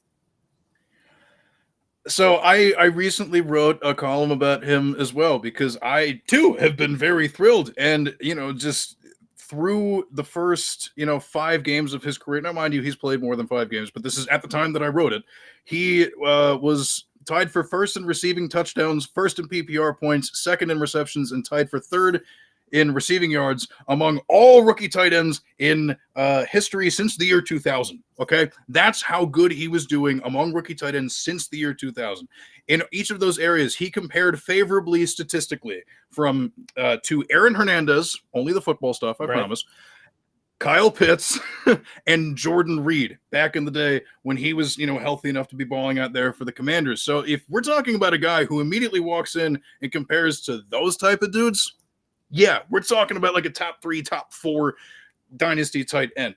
But I tried to, kind of rein it in a little bit and do a fun Q&A session with my fellow Draft Sharks writers and, ask them in the article, hey, where would you kind of, rank him among these other guys? And the consensus opinion that we came to the conclusion of, as a staff was, if you have Sam Laporta, but you get an offer for one of the super elite dudes like a Kelsey, like an Andrews right now, and you're in that window to win that title right now, you can justify flipping him. But if you're if you're not one of those top 1 or 2 teams in your league or whatever, if you're anywhere below that in your standings, just feel blessed. Hold on to him, because I think you have found a absolute diamond in the rough, if we call the second round of rookie drafts the rough. But either way, it's incredible. I am all on board with this. And thankfully, we were pat ourselves on the back a little bit. Yes, We wrote about Sam Laporta as a guy that used to target at the end of your drafts this year over at DraftSharks.com. So we were kind of, part of the wave a little bit, but like even then,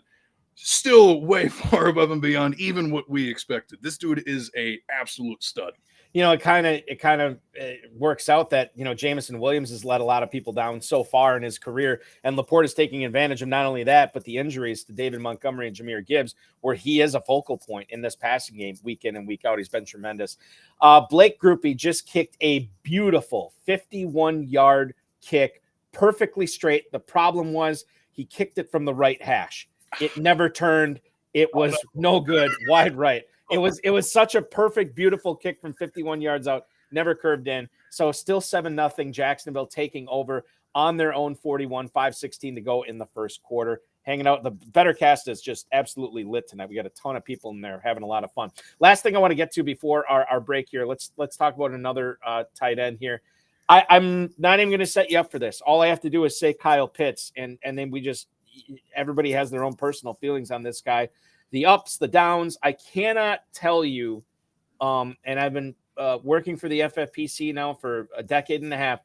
I cannot, off the top of my head, remember a guy that has been so polarizing and has been on such a roller coaster from year to year, month to month, week to week production than Kyle Pitts.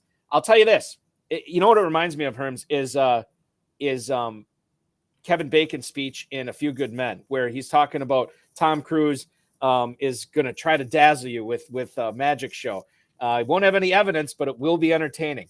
You may not win many fantasy football games with Kyle Pitts, but it will be entertaining. And it has been entertaining following this guy's career.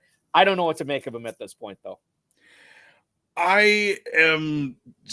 done with the Kyle Pitts thing. I can't do it, man. I can't. Like I barely had any shares to begin with because the hype we being the fantasy football community, treated him with this Jordan-esque hype of being the savior of the tight end position for the next decade. The heir apparent to Travis Kelce, he will be the GOAT forever until he retires, blah, blah, blah, blah, blah, blah, blah. So I never took him in any of my rookie drafts.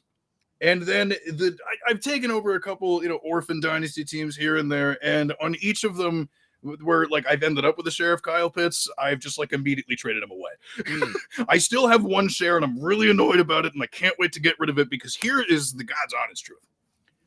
We can be mad at Arthur Smith and the offense that he runs in Atlanta all we want. But the truth of the matter is they're low-key pretty good. He wins enough games to keep his job every single year.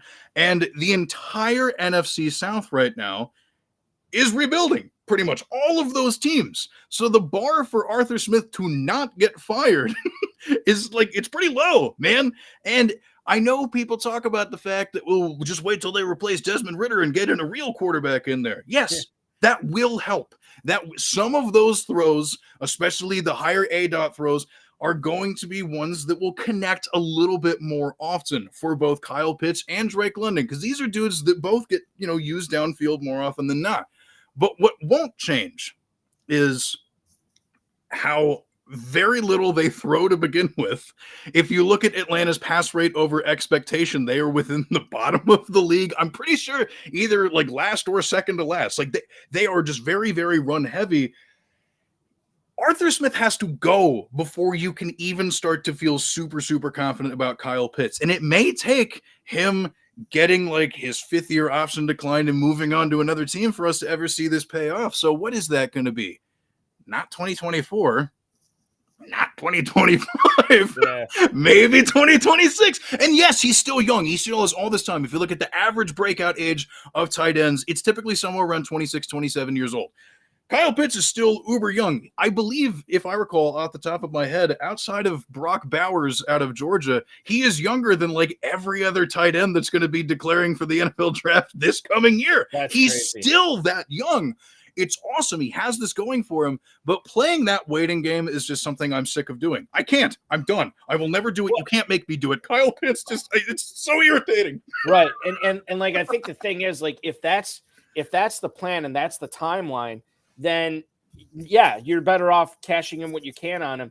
But then maybe down the road, if we're still waiting for this to pop in, and for the light to come on with Pitts and the offense to start catering towards his talents, maybe you can get him in on your roster cheap the year before that happens. That's possible. But we'll be following this situation. Listen, Kyle Pitts is going to be a legend, rightly or wrongly, good or bad, in the FFPC tight end premium scoring format.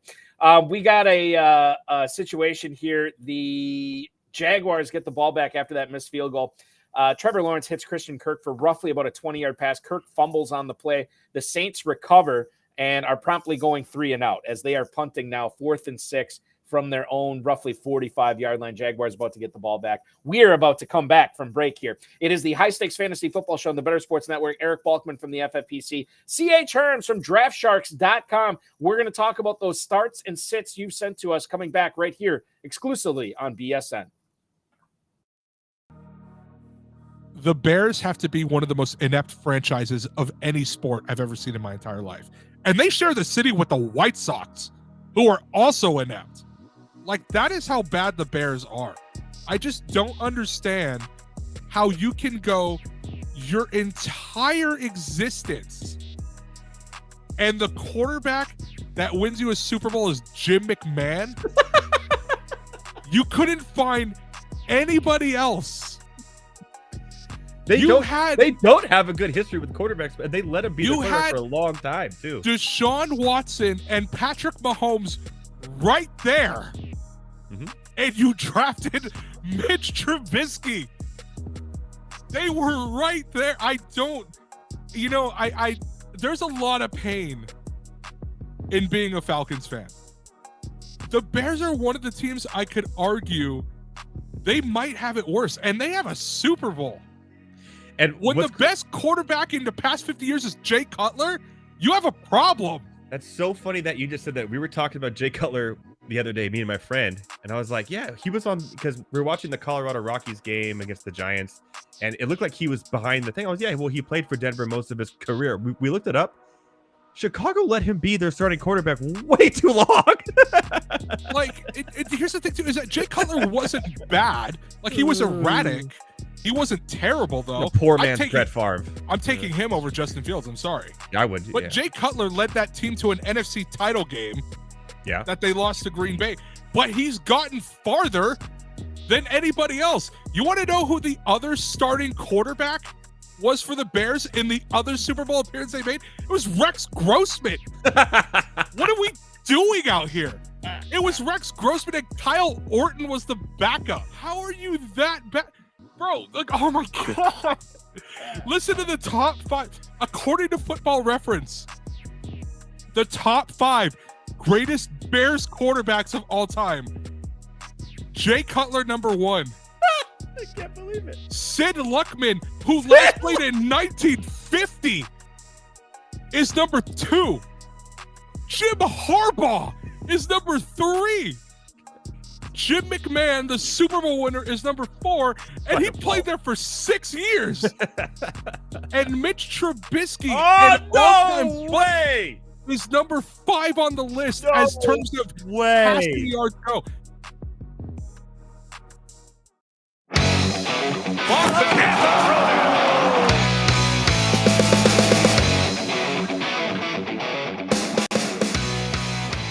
We got about 17 minutes left until we turn things over to the best of the Better Sports Network and Thursday Night Football on Amazon Prime. Welcome into Fantasy Football Night in America. Eric Balkman from the FFPC, C.H. Hearns from DraftSharks.com. Follow him on the X at Herms NFL. Another development in this game. Crazy stuff. So the Jaguars were receiving the punt. Jamal Agnew was. And it looked like his own man. I couldn't tell if he got blocked into him or if he ran into him. But either way, Agnew never had a chance of catching the punt because it hit his own man. The Saints recovered on the play. And I believe it is going to be Saints ball on the Jacksonville 17. And it is indeed, as they are handing it off here on first down, are the Saints. Is that Jamal Williams who just I think that was. We had a Jamal Williams sighting.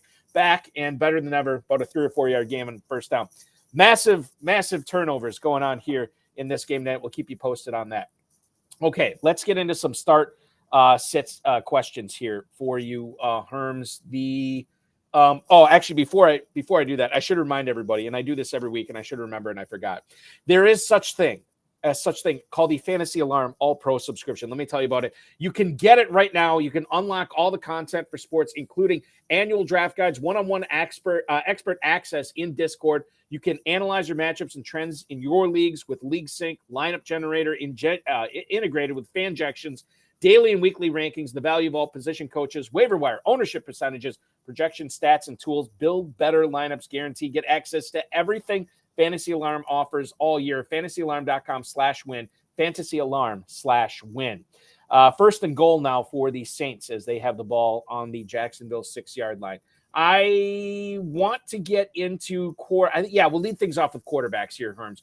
So how about the two guys squaring off in Denver this week, Jordan Love or Russell Wilson? You can only play one of them. I like both these guys as a start this week, but I would lean towards Jordan Love over Russell Wilson. I know that the last time we saw Russell Wilson, it was like super bad. And I do know that Russell Wilson has played 3 games against super cakewalk matchups, but I can't get on board with Jordan Love because for as bad as Russell Wilson was the last time we saw him, we haven't seen Jordan Love be good for like multiple weeks. The dude just keeps throwing interceptions. Like, it's a toss-up. I don't say this with any semblance of like confidence that one guy is way over the other. So just to be very clear, I'm picking Russell Wilson, but the margin is like razor thin. Like I said, I think that I'm actually starting both these guys in different leagues this week. So I like both of them this week. I'd lean towards Love. I totally understand why you would not want to start Love this week. And certainly you could go with Russell Wilson instead. Rashid Shaheed almost made an incredible catch.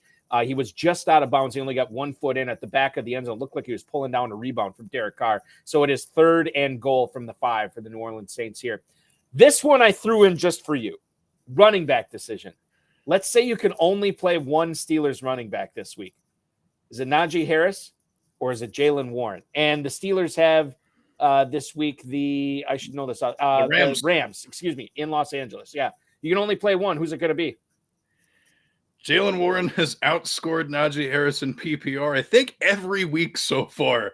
So it's frustrating because mostly every time Najee Harris gets the ball, they do it in these bunched single back formations, and he just runs directly into a wall. They're not scheming Najee open into space that like the same way that Matt Canada has seemingly preferred to do with Jaylen Warren. Anytime Jaylen Warren breaks off these huge plays and people watch it, they're just like, see, he's the more explosive player. That's just because Warren is out there in shotgun where they spread everybody out. Everything's super fanned out. He's not seeing these same stacked boxes that Najee is seeing. Of course, it's going to be easier for him to break off these bigger plays because he's just simply not seeing as many bodies come after him, especially when they, send those guards out and they do those, zone running things and stuff too. So just based off of their usage, you have to go with Jaylen Warren because he's the only one that gets to see daylight ever. It seems weird to say it, but I'm with you. I mean, I've been playing Warren as a flex. Obviously, not last week when he was on bye, but before that, I had been flexing Jaylen Warren out, and he's the play over Najee Harris this week. It stinks, but it's what you got to do. 3rd and goal, the Saints failed. Drew Brees. No, not Drew Brees. Derek Carr. My God. Derek Carr throws a pass. It hits the Jacksonville cornerback in the back of the head on a back shoulder fade to Michael Thomas. Incomplete. Blake Grupe redeems himself with a 23-yard field goal. Yes. 1:26 to go in the first quarter. It is Jacksonville 7, New Orleans 3, with the Saints getting ready to kick off to the Jacksonville Jaguars. KJ Osborne or Rashee Rice this week. These two players are interesting for a couple of different reasons. Rice, because he's been coming on. Because it seems like if there's any receiver that Patrick Mahomes has taken a shine to, it just might be Rashee Rice. And obviously KJ Osborne is interesting because of the injury to Justin Jefferson. Now Osborne essentially is the number 2 receiver, probably the number 3 passing option on that offense behind Addison and Hawkinson. Osborne is at home, but it's against the Niners on Monday Night Football. Rashee Rice is at home against the Los Angeles Chargers. Herms, do you like the matchup better for Rice? Is that enough for you to start him over Osborne? Or is Osborne still the play here, given that Kirk Cousins is going to be throwing the ball a lot? I'm really torn on this one because I assume at some point Andy Reid is going to give Rashee Rice a more full complement of snaps. Because when we look at Rashee Rice on just a per target basis, he's super efficient. He has been the best receiver for the Chiefs, but they just only get him out there in certain packages, and it's like super frustrating. So I think, just answering it for this week only, I'm going to go with KJ Osborne because as long as Justin Jefferson's going to be out, it's going to be really awesome for Osborne and Jordan Addison just to be able to feast. But like long-term outlook, I'm still really buying in on the Rashee Rice thing because I think just like ultimately the cream rises to the top, man. He is the best receiver that they have on this team. I'm all for it. Like if he's out there on your waiver wire for some reason, stash him. Keep Rashee Rice tucked away. I wouldn't necessarily feel super comfortable deploying him this week, but like, yeah, I don't know. Those are my thoughts. Osborne. I'm kind of with you on this one. I think I would go with Osborne as well over Rashee Rice. Just the volume to me is I trust Osborne's role a lot more than Rice, even though the poor matchup. Jamal Agnew on that punt where his own man crashed into him. Injury to insult here as Agnew now being evaluated for a concussion on that play, which would really stink for the Jaguars. Michael Mayer or David Njoku at tight end. Njoku, the guy who is fighting through facial burns these last couple of weeks, he goes to Indianapolis to take on the Colts. Michael Mayer at home at Soldier Field against the Chicago Bears. Both of these are pretty good matchups for these players. Mayer's been coming on, though, lately, at least early on in games. And then for whatever reason, the Raiders seem to go away from him. I know Devontae Adams was complaining about how many targets he's been seeing lately. So I would imagine squeaky wheel going to get the grease there. Is that enough for you to say, yeah, Njoku's the play here over Mayer? I think I still got to go with Mayer because I don't know who's going to play quarterback for the Browns this week. Deshaun Watson his shoulder. Hold on. Just real quick on that. Do we know who's playing quarterback for the Raiders? I mean, is it going to be Hoyer or is it going to be O'Connell? Like, we don't know that either, right? We don't know that either, but that second half of that game that Brian Hoyer played, like they still looked Michael Mayer's way a lot. So just because he already has seen a half of football without Jimmy Garoppolo and it still worked out really well for him, like I'm at least comfortable working with that sample size. But like, yeah, dude, like as long as Deshaun Watson's like throwing shoulder continues to bother him, it's just weird, man. And even when Deshaun Watson's been healthy, like Njoku has had an okay scoring floor, but like he's not really seeing more than like 4 or 5 targets in a game. And the really cool thing about Michael Mayer's breakout this past weekend against the Patriots was the fact that, like, because prior to that game, the only Raiders primary pass catcher that had seen 5 or more targets in a game were Jacoby Myers and Devontae Adams. It was like super hyper focused between throwing to them and dumping it back off to Josh Jacobs. So the fact that somebody else cracked through and saw more than 5 targets in a game for the first time is huge. Yeah. And, Michael Mayer, somebody that, like, I thought, like, really good NFL tight end prospect. I think for fantasy purposes, I had him a little bit lower in my, initial rookie rankings because he's not like a stellar pass catcher type player. He's a little bit more of like he has good hands, but he's also really good at blocking. He's a little bit more prototypical for like actual football usage, but I digress. He's coming on more. We saw Brian Hoyer continue to throw to him, and I got to ride the hot hand. I think it becomes a lot closer to me if we find out that Deshaun Watson ends up playing. I think the other thing to keep in mind, and I always say this all the time, I know he's a young tight end and he's a rookie. Football, NFL, it's a young man's game. If you are a skill position player, and not saying that Njoku is old by any means, but we kind of know where he is. There's a little bit of excitement of starting Michael Mayer, and certainly the way he's trending would make you more likely to put him in the lineup as well. How about this one? Here's a fun flex one. Both of these players are at home against the Cleveland Browns. You can only play Zach Moss or Josh Downs, full PPR, Herms. Which one do you go with here? Man, like I want to say Josh Downs because he's been like super impressive of late. He's definitely seeing a lot of the target work, but I also don't want to. I don't want to just fully bet on like this week is the week that Jonathan Taylor is finally going to get the workload again. Yeah, because they're ramping him up. It's something that I think the Athletics' Diana Rossini tweeted about it. Like right before Jonathan Taylor made his season debut, that Indianapolis was going to be conservative bringing him back because like not only was he placed on IR, like they said the back, but part of it was a little bit of the contract dispute. But mind you, he did have ankle surgery. on that ankle that kept him out toward the end of last year, a little bit later into the summer. So, like, I don't know how much that's playing into it. It's just me kind of hypothesizing and speculating a little bit. But, like, I'm just going to go with Moss, because as long as they keep splitting that workload, Moss has been pretty good, and he keeps finding the end zone somehow.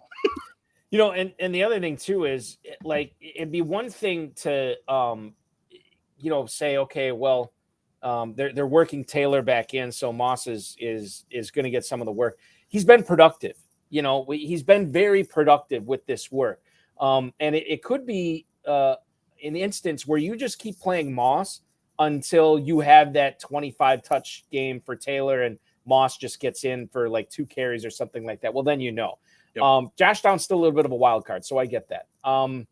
Joshua Palmer or Logan Thomas is our next one. Let's assume tight end premium scoring here for this. Logan Thomas is at the New York Giants. Great matchup for him. Although the game for in Arrowhead for the Chargers and Chiefs, I mean, that's going to be a high scoring game as well. And Palmer is probably going to be the number 3 option in that game. I think it's a big Eckler week, so I think he's the number 3 option between Allen and Eckler. Tight end premium, Logan Thomas or Joshua Palmer?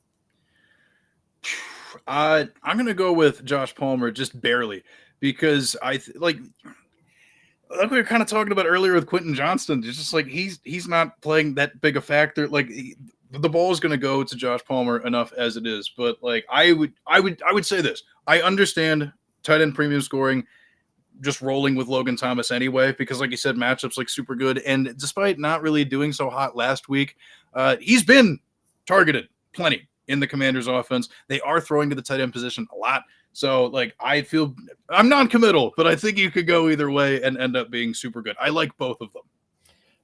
Jamal Agnew back in the game, by the way, and the Jaguars just did a little trickeration, a toss out to Christian Kirk, throws it back to Trevor Lawrence, and he hits Jamal Agnew for about a 15-20 yard gain here. So it looks like Agnew is good to go. 14:40 to go in the second quarter, 7-3 Jacksonville. Let's go rapid fire on these last couple. We'll just spend 15-20 seconds on each one. Number 1, Chris Lewd in the chat, Romeo Dobbs or Jerry Jeudy this week. I already said I'd play Jordan Love over Russell Wilson. So more bullish on my Packers. It's close, but I'm going to play Dobbs over Jeudy. Herms, what about you? I'm going Dobbs. You're going Dobbs. Okay. Last one, Keontae Ingram or Cade Otton. Again, assuming tight end premium scoring. Otton is another guy who's getting more targets for Tampa. Keontae Ingram still at the top of the depth chart. Didn't share as much as we thought about with DeMercado last week, but there's Damian Williams there too. Which one would you play this week, Ingram or Otton? I kind of like the matchup for Ingram. I think it's going to be a pretty good opportunity for him to feast. I'm going to say Ingram just to be different. But, man, I could see both of these. Like, it's like who falls in the end zone for a touchdown, right? That's the guy you want to start. Pretty much. Herms, very briefly on here. We will follow you on the X at Herms NFL. DraftSharks.com is where to check out all your work. Am I forgetting anything? Is there anything else I should know about where we can find more Herms content? That's about it. www.draftsharks.com, baby. Woo! All right, there it is. That is going to do it for tonight. I'll see you in the Better Cast, everyone. Reminder, next week we'll be going live with Doug Orth from Fantasy Football Today, live on the High Stakes Fantasy Football Show on the Better Sports Network. Remember to go to myffpc.com, join that weekly challenge, and follow Herms on Twitter at Herms NFL. Check out all his work at draftsharks.com. Plenty of stuff going on with the FFPC socials, too, if you want to check us out there. We will be back here Thursday at 7 o'clock. Doug Orth from Fantasy Football Today. Herms, be good. Enjoy the rest of the game. I always appreciate it, dude. Thanks for having me on, man. The best of the Better Sports Network is up next. We'll see you in the Better Cast right now. Thanks for watching, everybody.